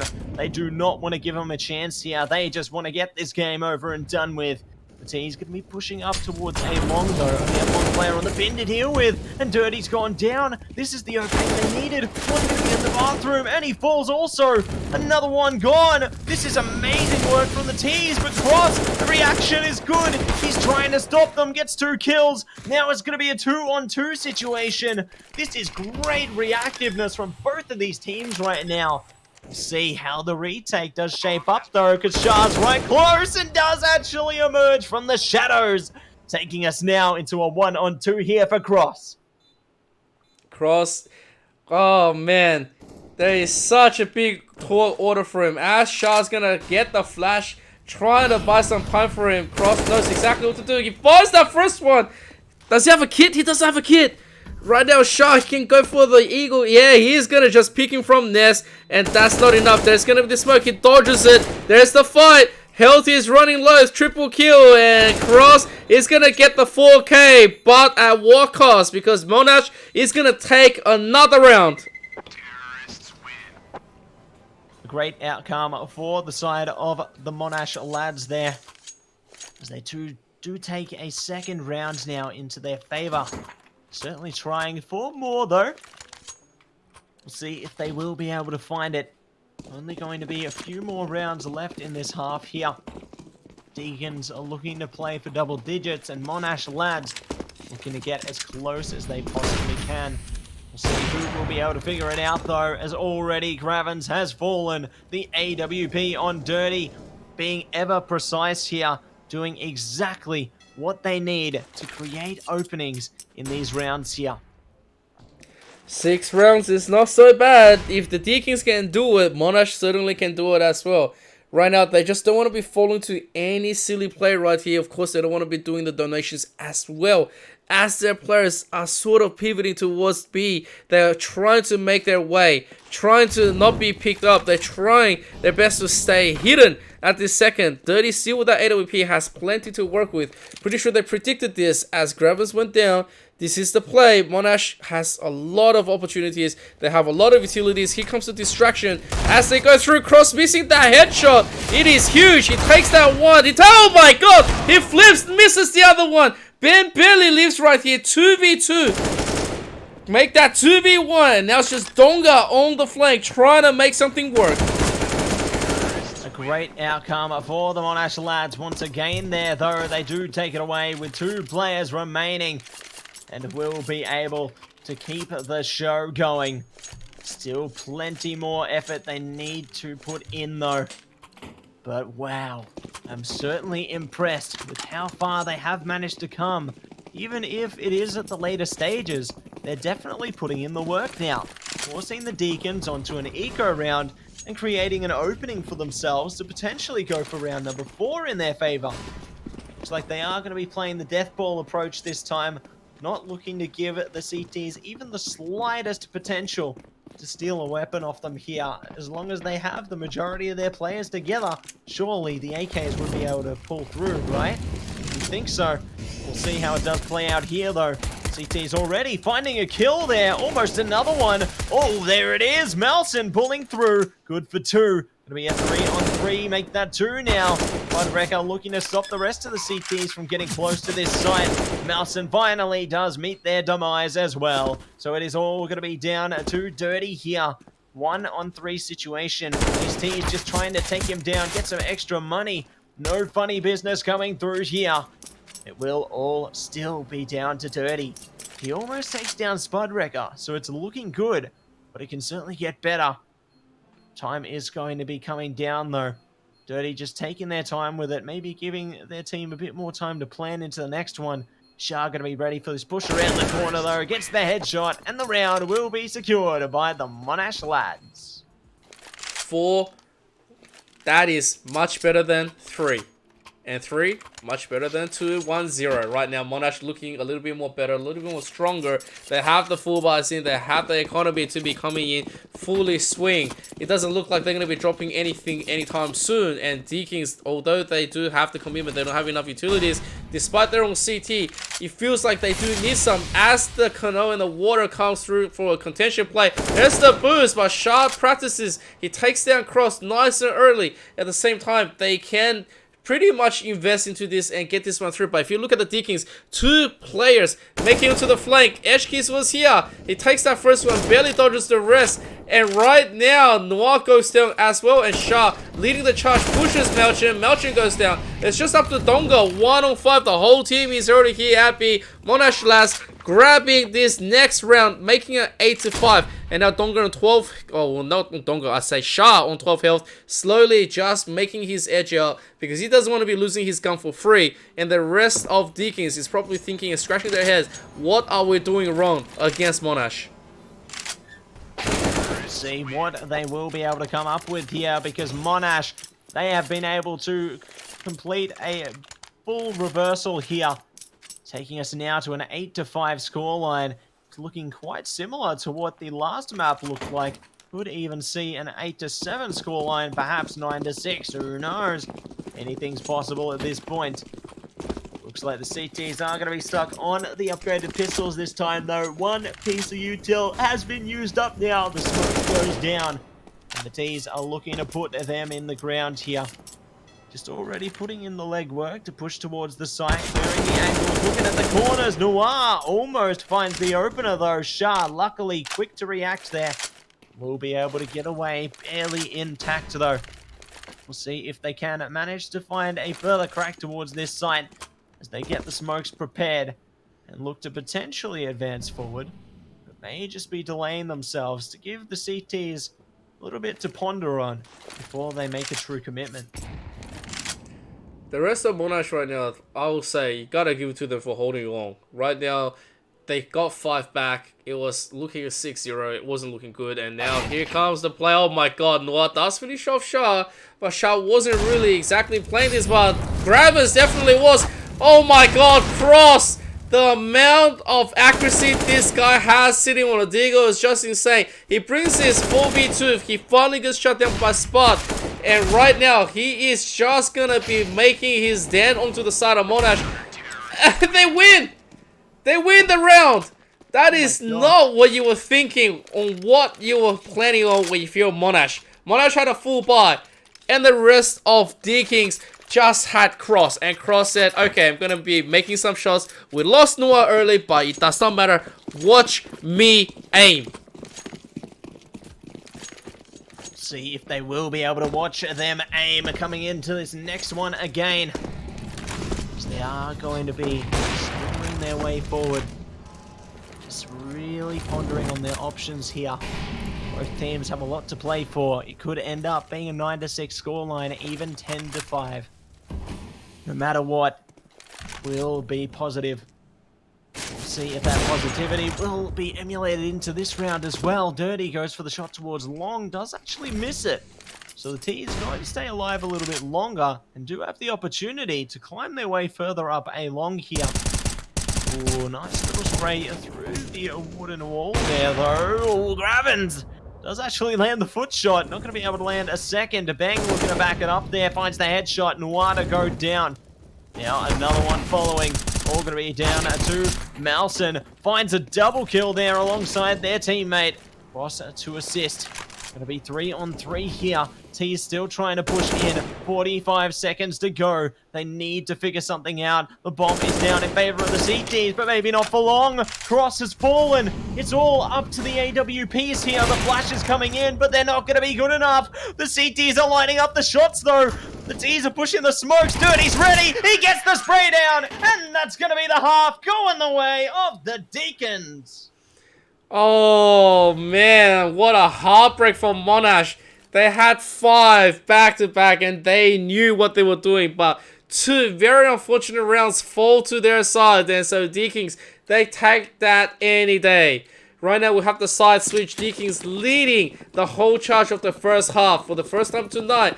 Oh, actually no, the second time tonight, I correct myself. And now Monash has a lot that they need to catch up on, because if they want to stop the Deakins right now, who is just making a train play into this B, they need to really come up with some nice multi-kills, because right now they get one, Melchin goes down, the duel is coming through in their favor, Grabbers takes another, and right now 2v4, it is still good, it is really good, and Dirty goes down as well. They get the plant, there's the defuse, Monash gets the guns, but Deakins have enough to compete for the next round.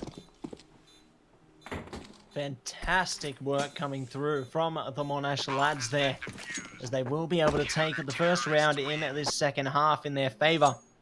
Certainly going to give them the right tools required to try and launch a comeback here. Only going to be 4 rounds between these two teams now as well. Looks like the T's, as a result of that plant though, will be able to buy up themselves. So both teams pretty much on even footing. We'll see who will be able to land the first blow here though. T's looking to go for a split towards A and B. A few players just holding through towards the fountain position. One connected there, one just outside of playground. So looking to just see if they can create some space through towards this A site before they make a call for their teammates to potentially wrap over. They do have one of them already playing close towards T-spawn, just thinking about things, but no one's really engaged yet. No one's been able to find the opening required for them to be able to move with relative ease here. Yep. Talking about relative ease. I just had my Chatime verb and it was really good. All that deliciousness just, whew, finally giving me a little bit of a break coming through, guys. This is absolutely amazing. As Monash lads, they are pretty much trying to be in control at this moment. If you look at the guns, they do have the silencers. They've got a FAMAS and an M4. Cross is going to rejoin his team, trying to make a way to divide this map. I'm assuming right now they want to just force confusion onto A and maybe quickly make a dash to B. No, it looks like this could be the full play. Nice little bit of an exchange here. Both players taking a significant amount of damage. They can do whatever they want. They are going to go for the push. All the players are coming in. 4 of them. In fact, Grabbers getting the first one. Doesn't. He goes down. The trades are going to be good for Deakins. And I do like the decision because oh, Eshki also gets picked apart, and at this whole time they have left the player onto the flank just in case Monash's lurk decides to come through, but it is not. So effectively Deakins 4-on-2, 10-6, looking like they're going to be winning round 17, making this into 11-6. Oh, very close right there, because Dongo goes down. Noah picks the one, misses the shot. They're slowly playing this slowly, but it is going to be 11-6 regardless, because time was running out and Monash had to push. Time will not be favouring them there, as the Deakins do manage to take a round in their favour. 11-6 scoreline now. The Force are certainly paying off for them, now resulting in their opponents being stuck on upgraded pistols this time. See what they can manage to muster here though. Looks like the T's are going to be pushing straight through towards the B site this time. Shah looking to go for the boost, see if anyone's on short. Does spot them through towards the monster position. Will actually take out one alongside Spudrak, going to another there. Pacific Donga and Dirty though finding a couple back. Still keeping them nice and close and personal. Through towards that water position. Do find a couple more kills though in their favor. Now going to be a 1-on-2 situation here for Shah. Certainly has their work cut out for them, but might just find a kill considering how close they are. They haven't realized he slipped right past them. Oh my gosh, Dirty down to 5 HP in the end there. That was as close as ever for these CTs. They certainly put an amazing amount of effort into that one, though. One player remaining on 5 HP. That could have been a game changer. Luckily for the Deakins, though, they do come away with the round and the kills. We'll take away number 12 here, sending Monash lads onto another eco, and they're training it through towards middle on the fountain. Oh boy, that one nade. If there was no nade right there, he could have just ran into all of them, but Dirty still takes it too. He's looking to take the third. There's too many tigers. He is gonna go down in that confusion. But Noor quickly doubles back with Dongo, and Dongo comes back. They're gonna finish off. This is gonna be a nice and easy round for Deakins. They dropped 3, but the damage is done coming from Monash. They said, we recognize the difference in economy. We recognize exactly what we need to do. Let's just do this. They were trying to get lucky. And unfortunate for Dirty, where he could have potentially had a mad lineup of a train, that one nade worked against him. As we head into round 20, 13-6, there is still Galil on Dirty. They do have the buys. The rest of the utility is not working out so well for the side of Monash. They do have the AOP, but Gravens is the one man that needs to make all the work happen, and Ben jumps and sees everything. That should be plenty of information to force a relocation for the side of Monash. See what they will be able to come up with here. Looks like the T's are still trying to push through there. Monash going to be holding patiently. Still looking to make something happen here. Waiting for something to come out of here. We'll see what does happen. The CTs do manage to find something out of it though. So a great start. Still need to find a little bit more out of it. One player has been taken down. There still could be plenty more to follow. Looks like the CTs just going to exercise their patience though. They don't need to push into this. The pressure is on for the T's this time. And Dirty does create the opening straight through towards this A side. CTs running through like a herd of buffaloes right now, trying to stop the T's from getting a plant down. Plenty of time to still do it, but they've fallen. 2 players remain on their side. Shah almost being killed. They're pushing straight through, and the Deakins pull through, taking away round number 14 in their favor. What a play by Dirty. This one lone goalman decides to just go ham. As I was talking about the Galil remaining in his hands, he makes it work. 2 massive kills to Monash, who was just trying their best to come onto the back, trying to gain information. They both fall. He takes the third, and then Dongo to back him up. What a beautiful play. The power of friendship working into the side of Deakins right now as Monash brings into this round with nothing but pistols. They really need something. They need the aim. We need them to take the kills, but right now it's being denied. Ben, we sign your profile if you can get a triple kill right here. He takes that first one. Does he get the second one? He turns around, gets denied vision. Dirty meanwhile quickly firing up all the dirty tunnels. But right now, you know what? It's still in. It's a favor to Monash, and they are making it work. Ben, he has been instrumental in making it, but Deakins is going to quickly equalize 2 apiece. This is the fight that they are looking for to close up. We'll see if they will be able to turn it to closing time here. As the T's look to push straight up towards short right now. CTs are looking to greet them through towards the bin position there. Might just be able to push up and find them. Nelson, though, is pushing towards Banks. Budwrecker right around the corner. May not be ready for this one. They are, though. Do get the kill. Now all going to be down to Shah. If they push this position, Shah could catch them. Shah looking to push them themselves, though. Does take a bit of damage. Not enough to get them down. There we have it. The Deakins take round number 15. They are on series point. This is it.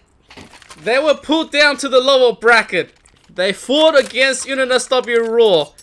And now, coming in tonight with a 1 map advantage, they make it work. 15-6, 9 to take the whole grand finals. Can they do it? Give it up for the Deakin boys right now, because Monash lads, they are starting to fall, and they need to do everything they can. Whole 9 in a row to push for OT. And right now, Deakins, they smell the blood in the water. They want to finish it as they pivot towards this full buy. They are investing. They don't care. Edgekiss finds Dirty. Melchin on a blind takes out Spud. Meanwhile, Donga still just remaining with a look. Doesn't want to be overcommitting. Meanwhile, Noir. I love how he plays. The way he takes the angles. It's obscure, but it is great. Donga sacrifices most of his health for that angle just to confirm Eshkis. And right now, Eshkis does see Noah, and Noah has to push. Gravis takes him down. The AWP working wonders. Cross goes down as well. Ben lives on the 5. 2v4. They need to keep on holding as Donga and Melchin makes the final play. Looking to see if they can take it over the line here. CTs are looking pretty composed though. 4-on-2 situation for these Ts right now. We'll see if they will be able to manage to push past these CTs. One of them quite low on Bang there, holding that close position on Monster. But they do have other players they need to consider holding close to the site. Looks like they're going to push straight past though. Bang, the fire works wonders. They take down both players. And we'll be able to rip it apart, taking away round number 7 in favor of Monash lads. They still need to win basically every single round going forward from here though. They need to do whatever they possibly can to make their dreams a reality, because otherwise the Deakins will be able to steal away this series. Oh man, Monash right now. The excitement, the nerves, everything, they're falling and they're getting there. Oh, the Ducks get that first kill right now. Had a little bit of lag on my side, but you know what? That's cool. 50-7. Eshkis gets a double. He finds nice kills right now. Great picks because this is an investment. They deny Deakins right now. They get another round to go, and it's just a round of eco. At the same time, Dirty, he does spot the one. I mean, he knows it. He's not going to get another pick at this.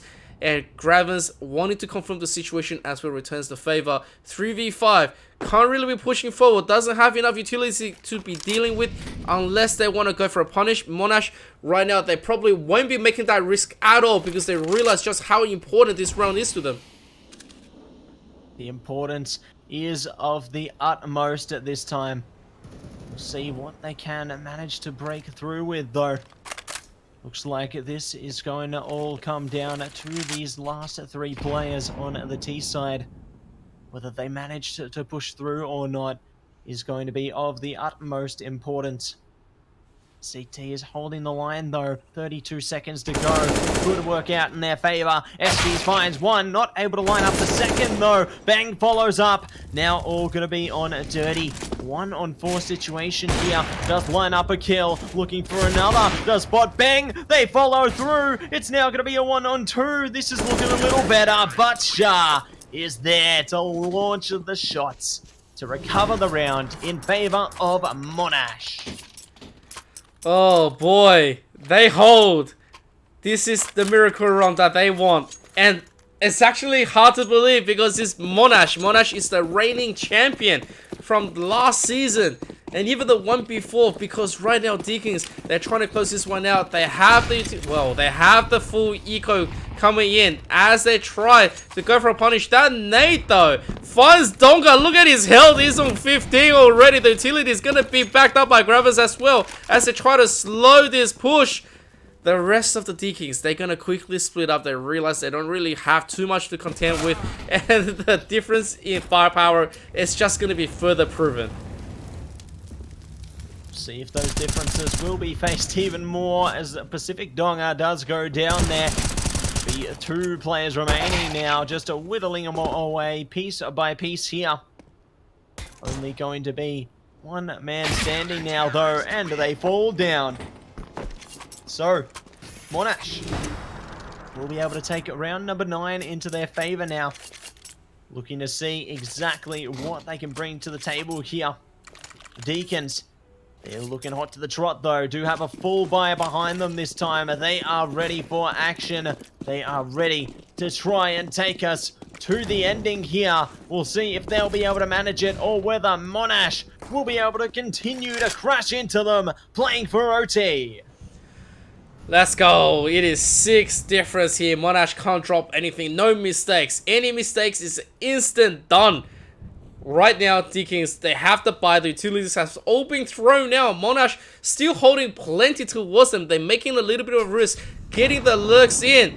And there is a lot to be contending with right now. Sharky finds Donga onto the lurk right here, which is great. But it also means that Deakins have run out of choice and they are just going to go for it. Here comes the flash and the mollies. They find another kill onto Mattse. 3 on 5. They're going to come in here. They get 2 kills for the price of one. They get 3. They get 4. Dirty and Noir. They're going to open it right up. And now it's just up to Shah on the flank to take this one. The bomb has been planted. And now the lads at Monash. This is your final chance to make it work. You have to go through Dirty and Cross to equalize. On to the next round. See if they'll do it. But no, they will not. The Deakins pulled through with the win there, taking it away. My gosh, after long amounts of effort, after the tiresome efforts of both teams, they do manage to pull ahead with the full reverse sweep there on the side of the Deakins. What an impressive result there. Congratulations to the Deakins. This is their first time winning the league. Mattse, grinding through, has finally taken the W. Finally.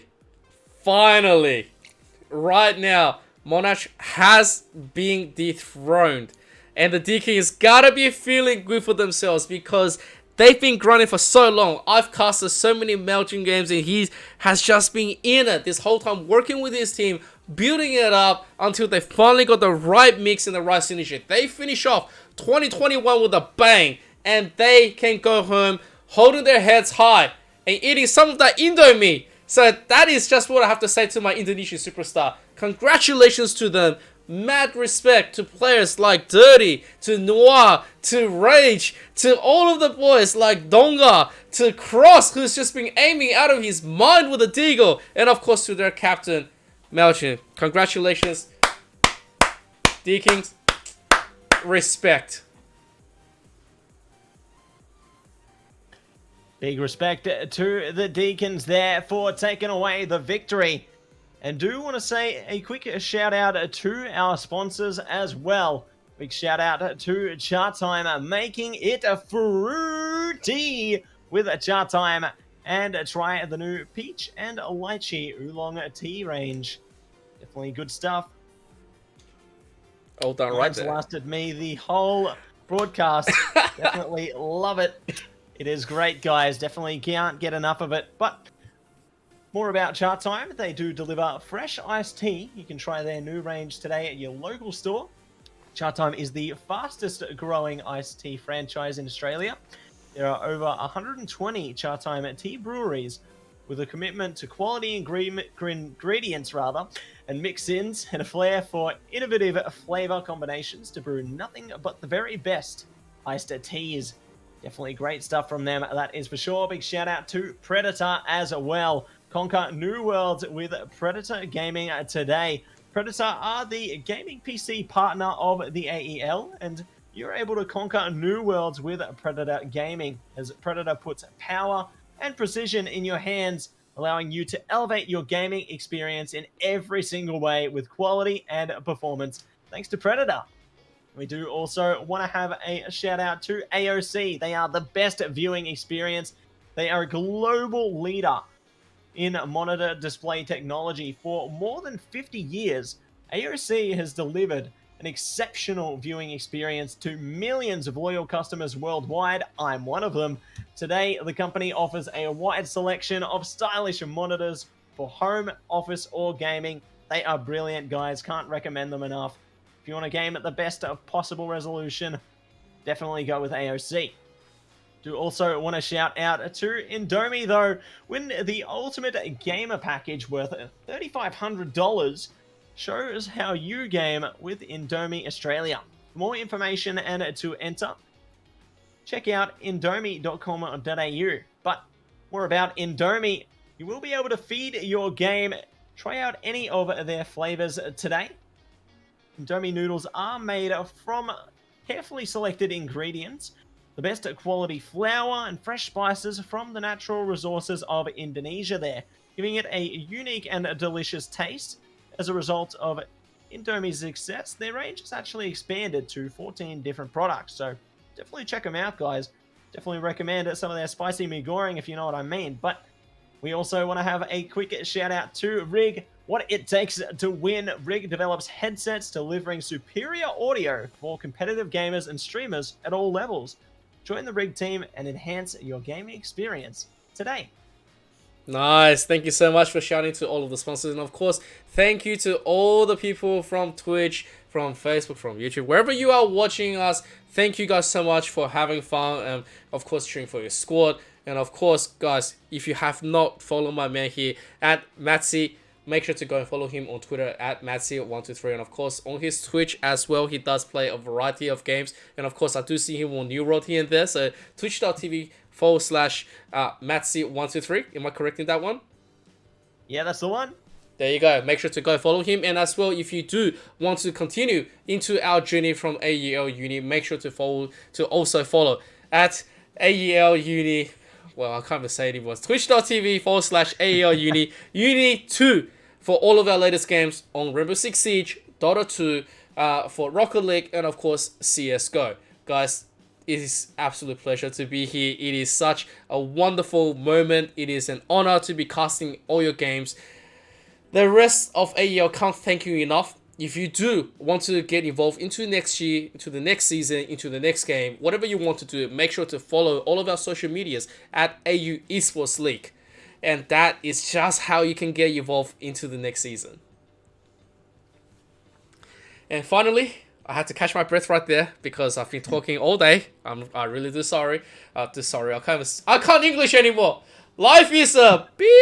I really tried. I really tried to give it all out. But you know what? Thank you guys so much for doing everything you can to enjoy us throughout the whole year. It has been such a journey. We truly appreciate all your all your patience, all your memes, all your fun, and of course, the 13-0 nuke coming out.